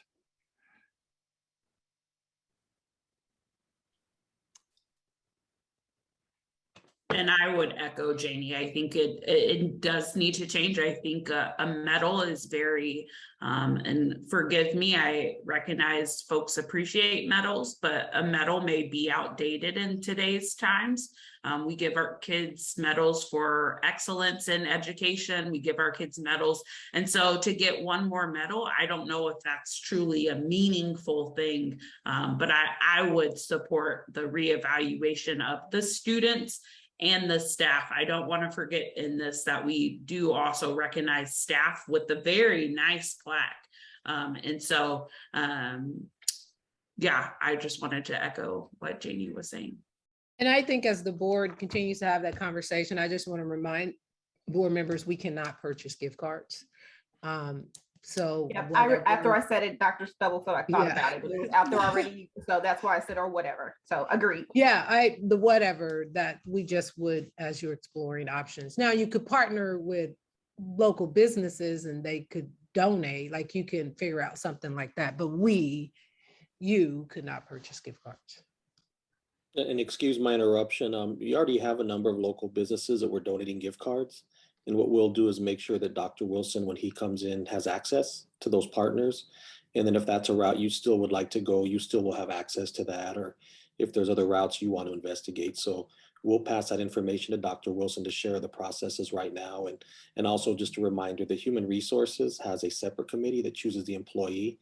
So whatever you choose to do going forward, that's kind of where things are at this moment. That might also be something you could partner with the foundation to do if you wanted to go that route. And frankly, if we're going to get donations, it probably ought to go through the foundation. Correct. I will say there were some local business partners as the board continues to have this Sporting KC. We did put every student of the month in a drawing, and they were, whomever won was able to attend a game in the suite. And there are other things that come, and we typically use those students that were students of the month to provide those things that come up like that. So, but I think what will need to be clear is if the board is wanting to take this back on or just do something and supplement, to clarify what Janie shared, because if student services is doing something over here and then the board is planning something, I just want to make sure we're on the same page and not duplicating. If the board is wanting to take back on of selecting the student of the month and that kind of stuff, then student services probably should not be in charge. Like, I think that's where the board needs to provide clarity because it was two different processes. My personal opinion is that if student services is taking it on, that sounds good to me, but I think if there is a way to have board, maybe similar to how we do board prep, when those meetings are happening, maybe a different board member every month is attending those meetings to help in the selection process so that we're engaged, or maybe it's one or two board members are supporting the work that student services is doing. If that conversation has already happened, I don't want to say right now, oh, well, we're going to take it back, not knowing exactly how the process works. I think that has been clarity that has been asked from the board is how does the selection work? Because we have seen multiple schools more than once, and we haven't seen some schools at all, which I think has been a, not a strong talking point for me, but is a little concerning. There are kids doing great things at all of our buildings, and we haven't seen some of our buildings represented. And so I just want to make sure that conversation also is happening. Yeah. So the nominations come from the buildings, and then the student services department makes the selection based off of that. So there are some buildings who send names every month, and there are some buildings who've never submitted a name. So I think to Ms. Drew's point, like it's been, several years and different buildings engage in different ways. We can, I don't think it'll be an issue. My suggestion would be that the board decides who are the two individuals to engage in that, so that are one or two individuals so that it's a regular ongoing, because there is a committee that student services puts together, and they review the nominations, and then based off that, they select a student from each level based off of the recommendation. So for consistency in that, and so it's a regular thing on board members, whoever the board members may, if you want to do it jointly, that would be more streamlined versus trying to have a rotation, because that may not although I believe all board members support it, it may not be something that all board members want to commit the time to. So you all would need to decide that part. If the board is wanting student services to continue with it. What we can do on our end is I can work with Dr. Campbell and the executive directors for the different levels to make sure we are encouraging in all of the buildings to make a submission. And if we see a building hasn't, to have somebody follow up. But that truly it comes from the schools and the teachers at the schools or principals or whomever.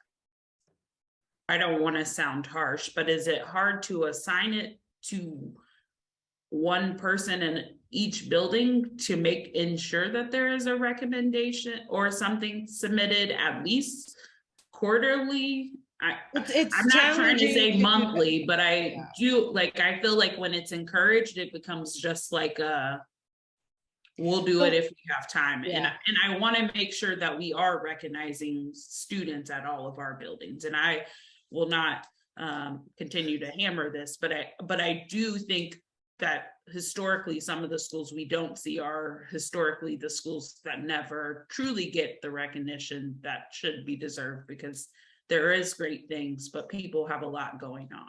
Yeah, so I think it's challenging to say you at this school are responsible to make sure it happens, because if you do that, you can run into a lot of bias around, I need to make this happen, so I'm nominating the students that I know.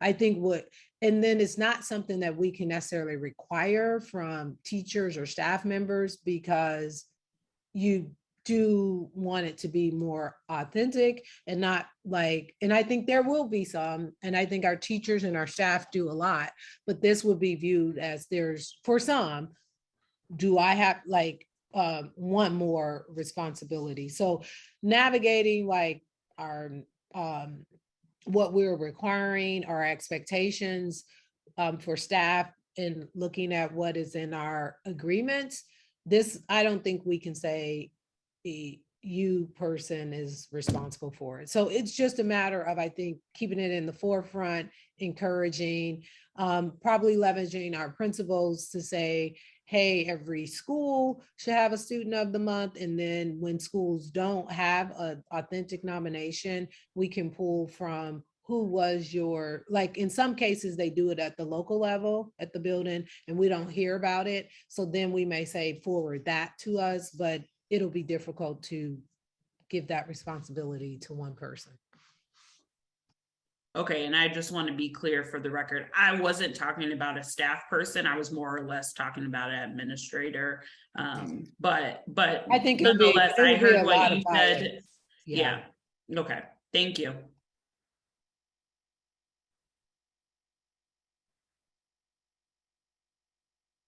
Thank you. Other thoughts or questions around the budget? What I'm, and going back to Ms. Clark's comment a little bit ago about some of the expectations and conversations that happened at the previous meeting regarding the board budget, taking some of the feedback that we've heard today around the, not just the appreciation gifts for student and employee of the month, but also, I heard and I saw some positive affirmation around was it the board listening tours, I think is what it was phrased at, and some conversation about making sure that out of district travel and professional development is something that looked like, just again, positive affirmation as I was looking at my screen, something that the board is interested in. So just taking the feedback that we're hearing here at this meeting, going back, and I'll work with Ms. Smith and Ms. Clark to pull together the feedback that any board members emailed as well. And then maybe at our next, I forget what date we said, the July 14th meeting, maybe Ms. Clark and I can work with Ms. Kaiser and Dr. Stubblefield to put numbers to that budget item, that column there for this coming year, and bring that back to the board with rationale, with like a budget narrative that explains why and how we came up with those numbers, and what's included in that budget. So we can bring back that budget narrative to you all get it to you ahead of time, obviously, so you can review it, give any feedback or thoughts. But based on the conversation from today and the previous budget meeting and any emailed feedback that you might have. So I will say the next meeting is July 11th. There's Thank you. one for July 12th and then July 27th. We did cancel the one on July 13th because there were two back-to-back, and the board can determine if they need both of those, but it's July 11th. The special meetings, July 11th, July 12th, and July 27th. Thank you for that clarification. Yeah, so we can bring that back to you all at either the July 11th or July 12th. I mean, we could probably target the July 11th and then have a conversation, and then July 12th really just bring back any adjustments that based on the conversation, just so we can keep moving this forward. And I'm also looking at the time and want to be respectful of everyone's time. So would that be, I'm looking across the screen, just trying to get some consensus from the board, if that would be acceptable to have us bring back at the July 11th meeting a proposed board budget with a narrative that includes a summary or explanation of how we arrived at that budget. Mr. Lopez. Yes, Ms. Can Baker. we send you, if we have some numbers in mind for each category, send that, because I'm not going to be able to make those other meetings. I had a prior commitment. I knew we had a board meeting on the 18th. I didn't know about all these other meetings. So for me, I won't be there, but I'll send in my recommendation for other categories. Yes, Ms. Page, thank you. And for any board members that may not be able to make either of those meetings, please send in your feedback, and please make sure you copy myself, Ms. Clark, and Ms. Smith. And if you want to include Dr. Stubblefield as well, that way we all have it, because I think we're going to be having those conversations. Ms. Smith, if you get any emails, can you please make sure you pull those together with the information that's being sent? And if you have any previous emails from board members with feedback, please make sure we have that. And Ms. Page, what we can do, since you won't be at that meeting, you and I can jump on a phone call the day before or sometime.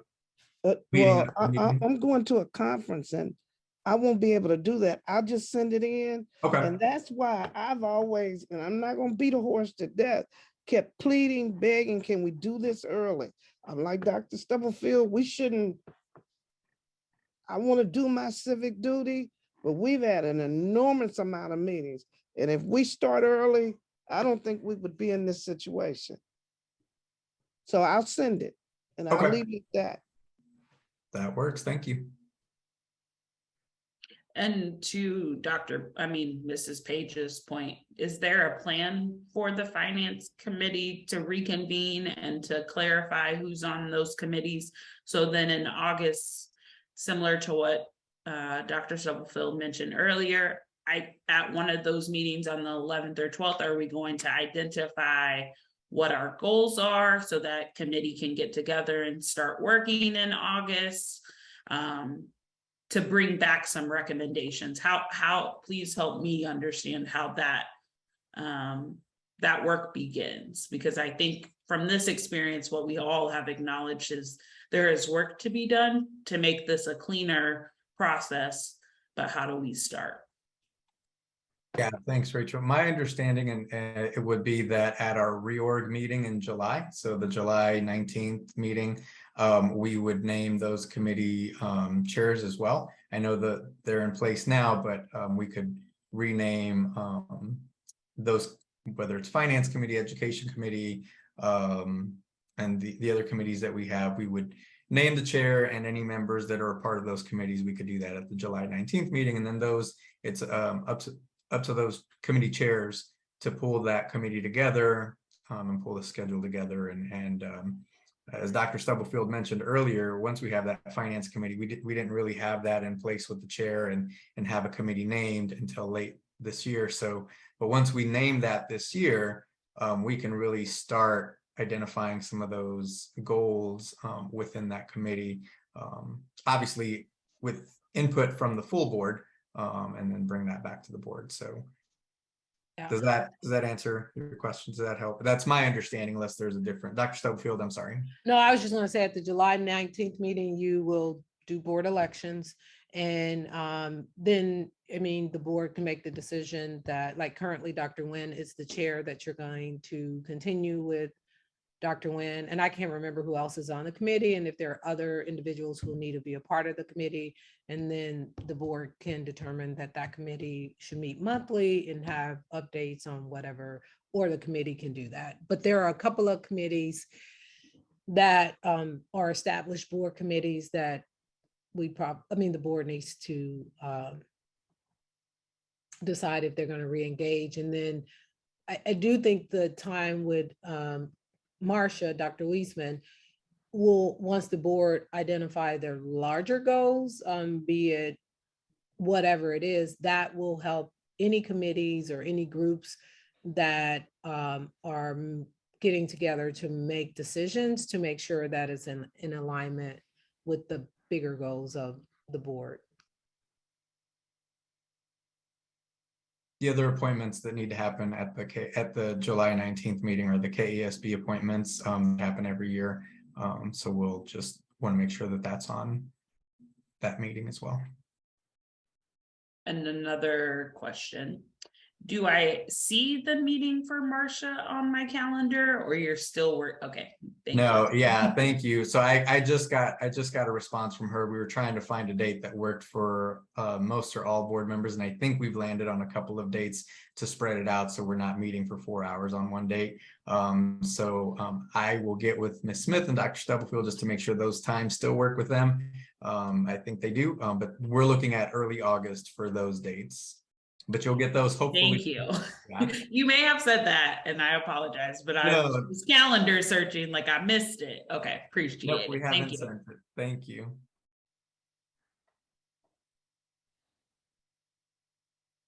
Okay, so just to wrap around, because I know we're at 11, we still got one more item.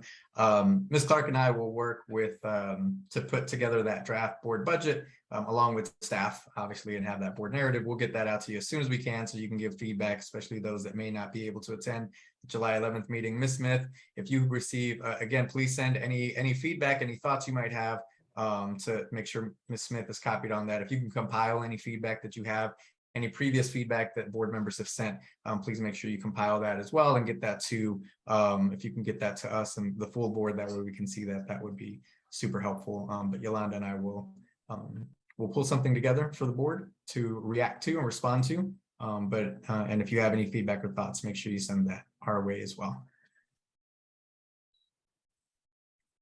So if there are no other further questions on the board budget.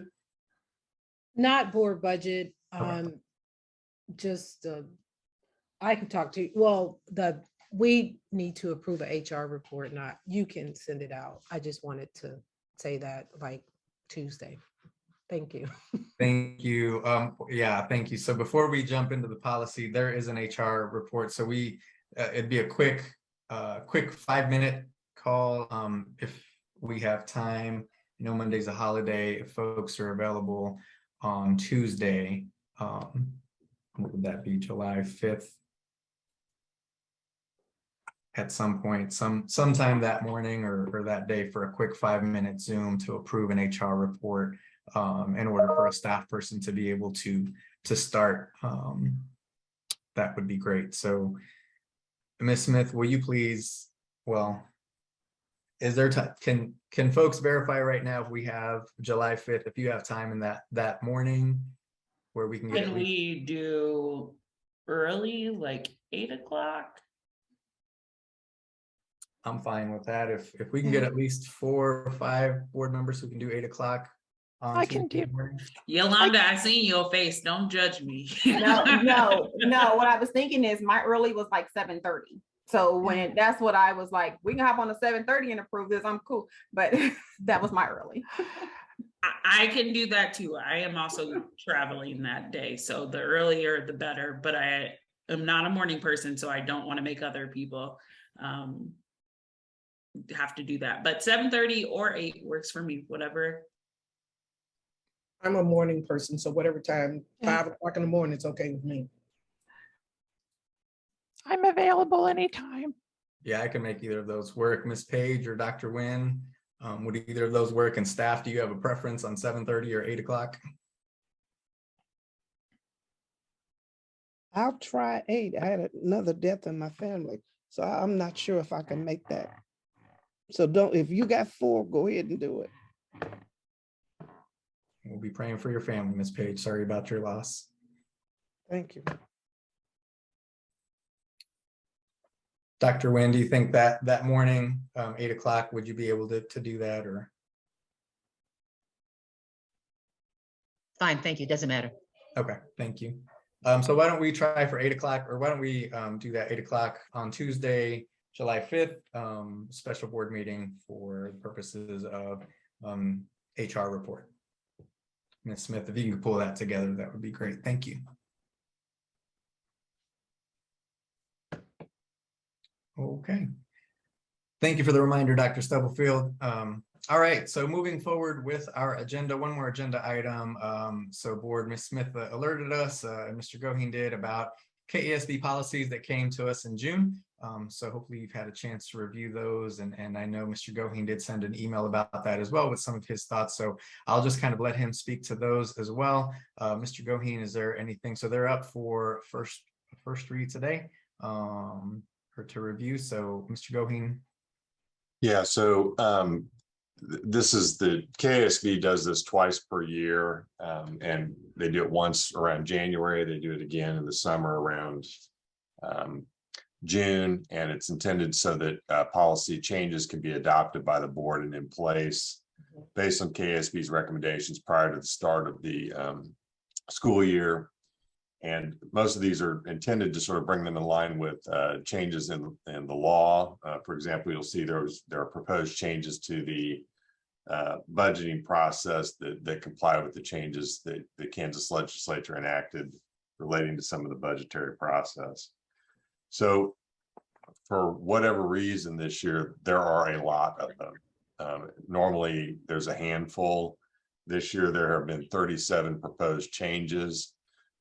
These are model policies, and so the difficulty is what you have to do is you have to compare the model policy to our current board policy, because oftentimes we will have modified the board policies that KSB has recommended to comport with the practices or the preferences that the school district has.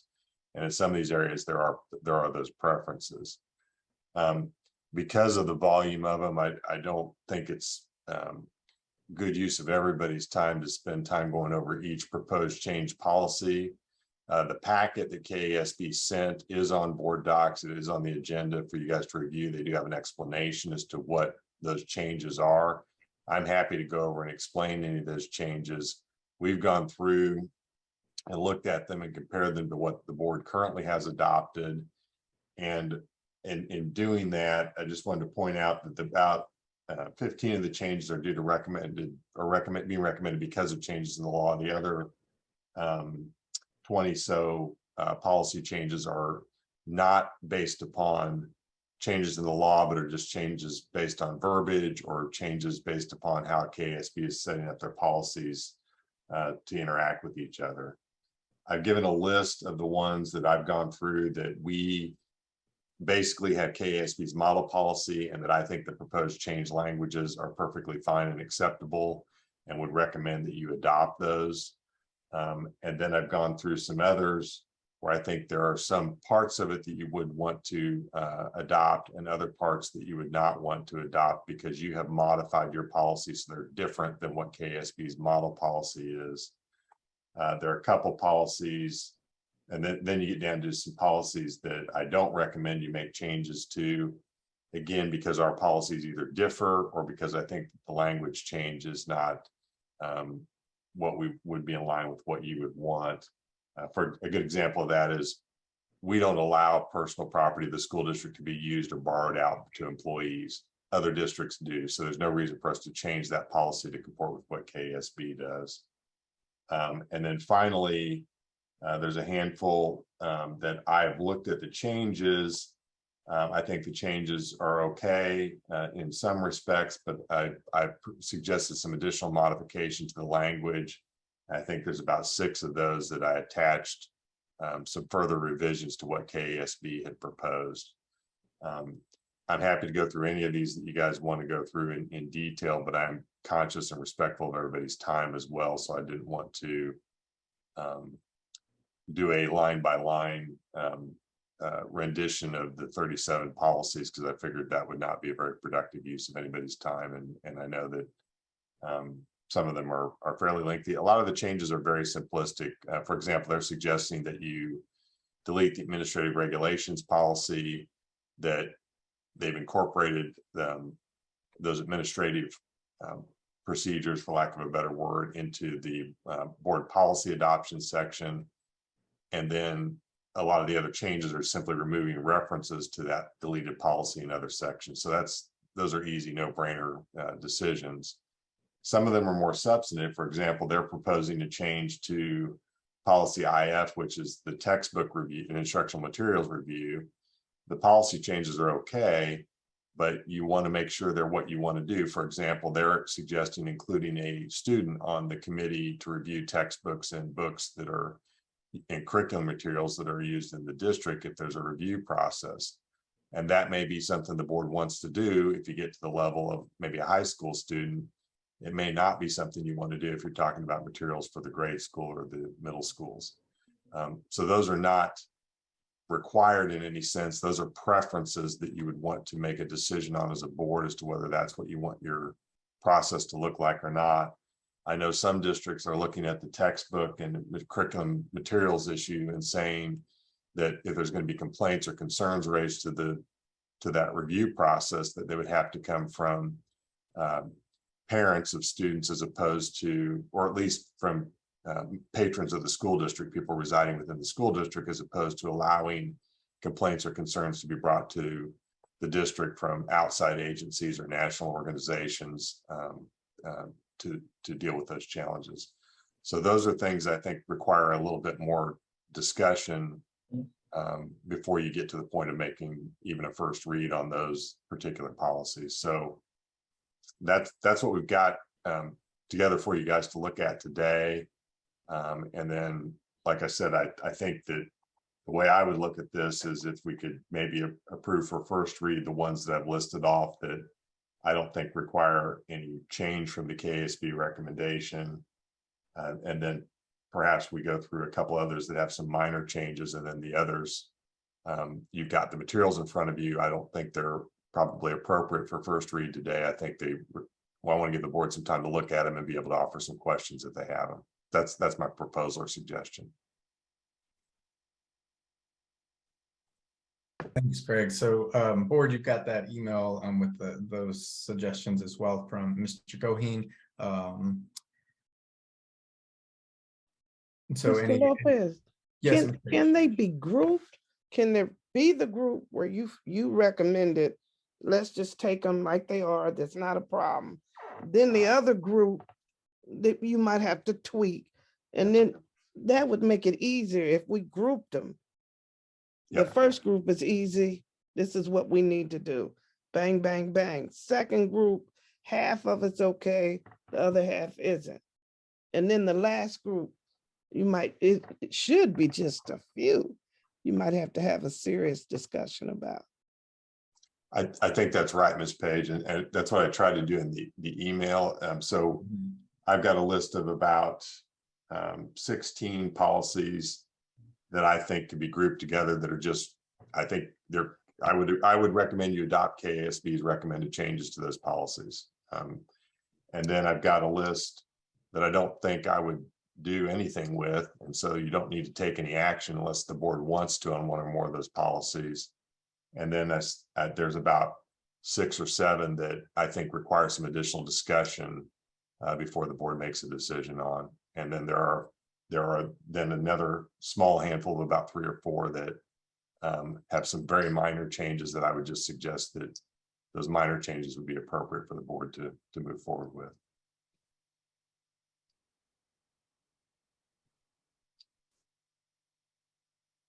Thank you, Mr. Goheen. Thanks, Ms. Page. So can I just go ahead and make a motion to adopt for first read KASB's proposed revisions on the policies, and I will list them all just so that they are on the record: BBE, CEC, CMA, DB, DC, DJ, FAB, EBA, ED, EDAA, IDAE, IIA, IIBGB, JA, JBE, JGFF, KGC, that we approve those policies for first read as suggested and recommended by our legal counsel.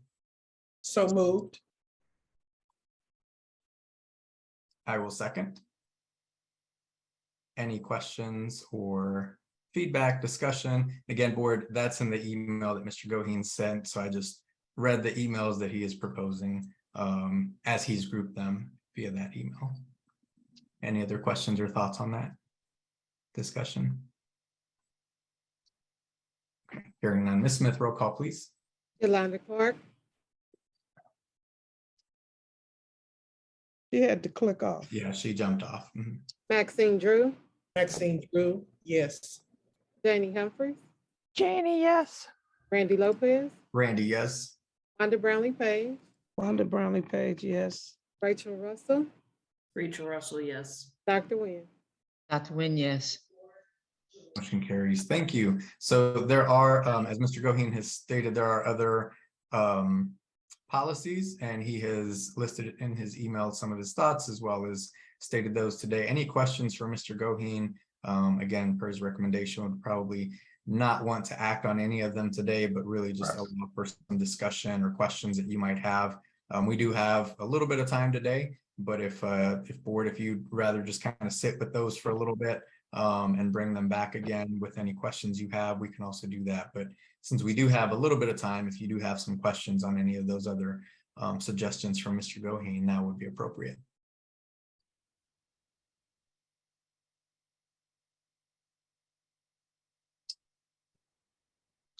One that I might suggest that you could maybe do for first read as well would be policy JGG, which is transportation.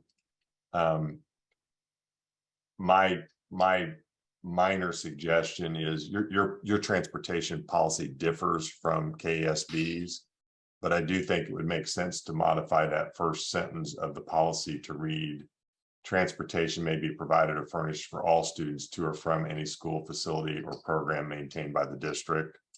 I think that's a pretty simple change. And I think it's more reflective of what you're accurately doing and consistent with what KSB's recommendation is. So that one's a pretty simple change, but that's not the rest of your policy. I would not modify because you differ from KSB on that. Mr. Goheen. Yes. Well, would that cover, there had been a concern, I think Diploma Plus, and I think Rachel had some concern about that, about transporting kids to special programs, or we didn't let them drive. We had to take them. So are we clear on that, or is Yes, that an issue? that is still an issue about driving to special programs. One of the, and that is something that I think the board needs to have some discussions on to make a final decision on how you want to approach that piece. That's a little different than the transportation issue that is in place here. What we're trying to make clear is that if somebody's being transported for educational services, that the district will provide that transportation if it's required for that academic program. That's what this change would, or not change necessarily, but this language would try to clarify and make clear. Because I didn't know if this would settle that issue, that if they're going to our programs, we transport them, we're not allowing them to drive. So that's a whole nother issue. That is still the current policy, as I understand it, that they're not to be driving on their own, but that is still something that is up for debate, or as I understood it, because I think there's some different opinions on what that should look like going forward. This does not change that right now. That would have to take more definitive action from the board. Thank you. Yeah, Ms. Russell, please. Greg, so can Randy said just a few minutes and you're gonna bring up transportation. That's what you're gonna do. Yeah, I know. I should that's one that probably, as I think about it, think what Ms. Page saying might take a more holistic view, because you've got several transportation policies and maybe it's more appropriate to look at them all together rather than in isolation. And that's difficult because to I think I would come back to you even about the distance in which we pick students up. I think what I'm reading as your recommendation here can be interpreted in many different ways, especially when it relates to, well, my kid needs to get to school, but you won't come pick them up unless it's 1.5 or 2 Right. whatever. And I think that is something we can try to address going into the new school year, is all three of those, 4 of the transportation policies, and see where the board is with all of that.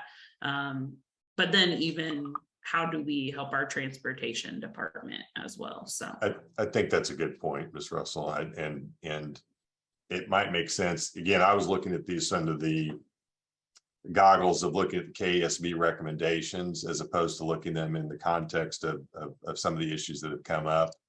I think that is a good point, and probably more appropriate to look at the transportation issues as a package. One of the things that's not on here that we've also talked about is looking at the emergency policies, which do need to be updated, but they were not part of the KSB recommended updates. So there's going to be some other policies that are going to come in front of the board, sort of compartmentalized by subject matter. So that might be a good one. Transportation might be a good one to look at as a whole. And do we have enough bus drivers? I mean, that all plays into it. So where are we in terms of staff, if we can have that data as well?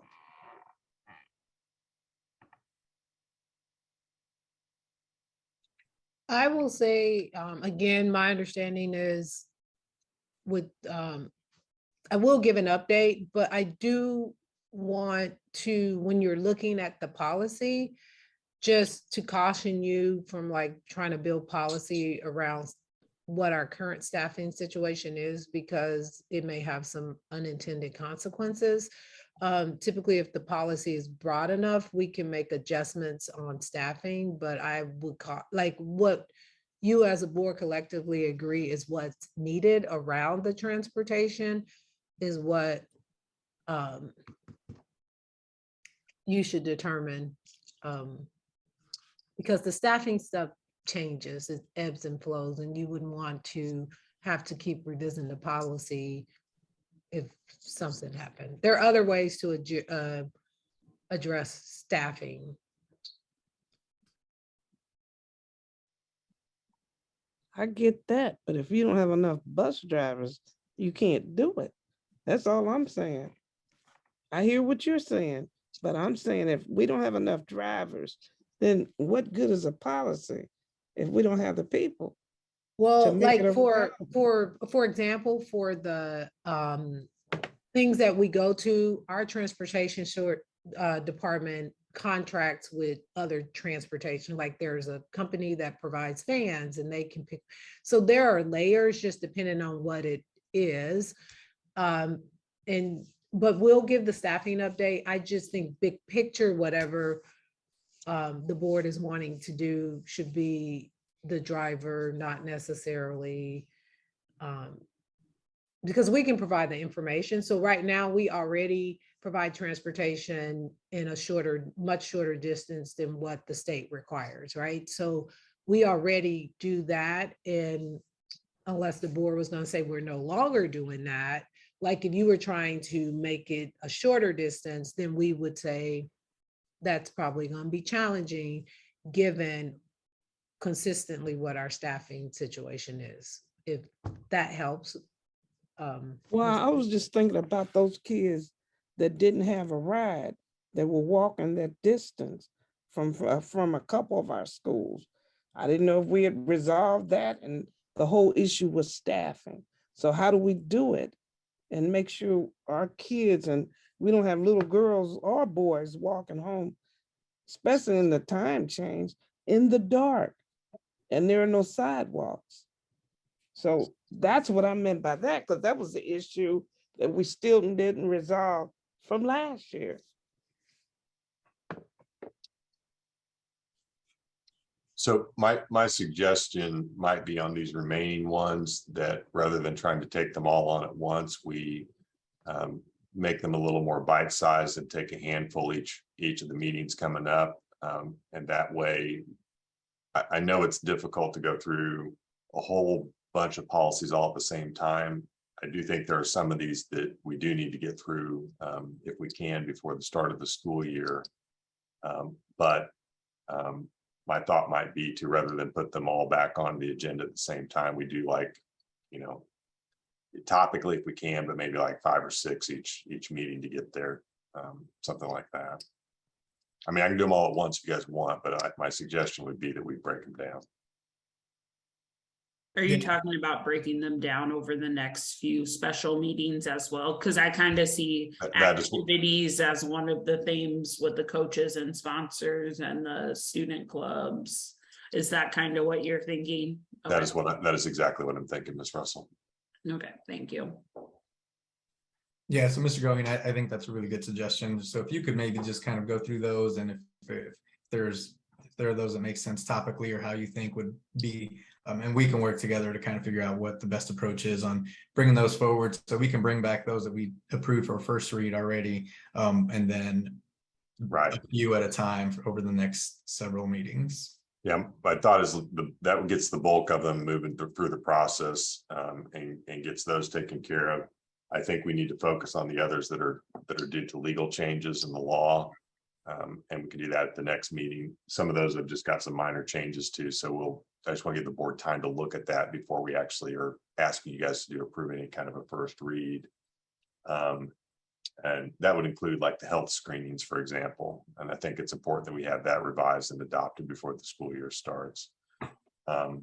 And then we can group the others and just kind of put them together and say, okay, here's another handful, and it makes it a little more bite-sized, and we can get an email out to the board in advance that has those specific policies attached, and only those policies, so that you can take time to look at them. No, that makes a lot of sense. So if you could send those to Ms. Smith so that she can make sure she has them for the appropriate meetings, and upload it so that the board can review, that would be great.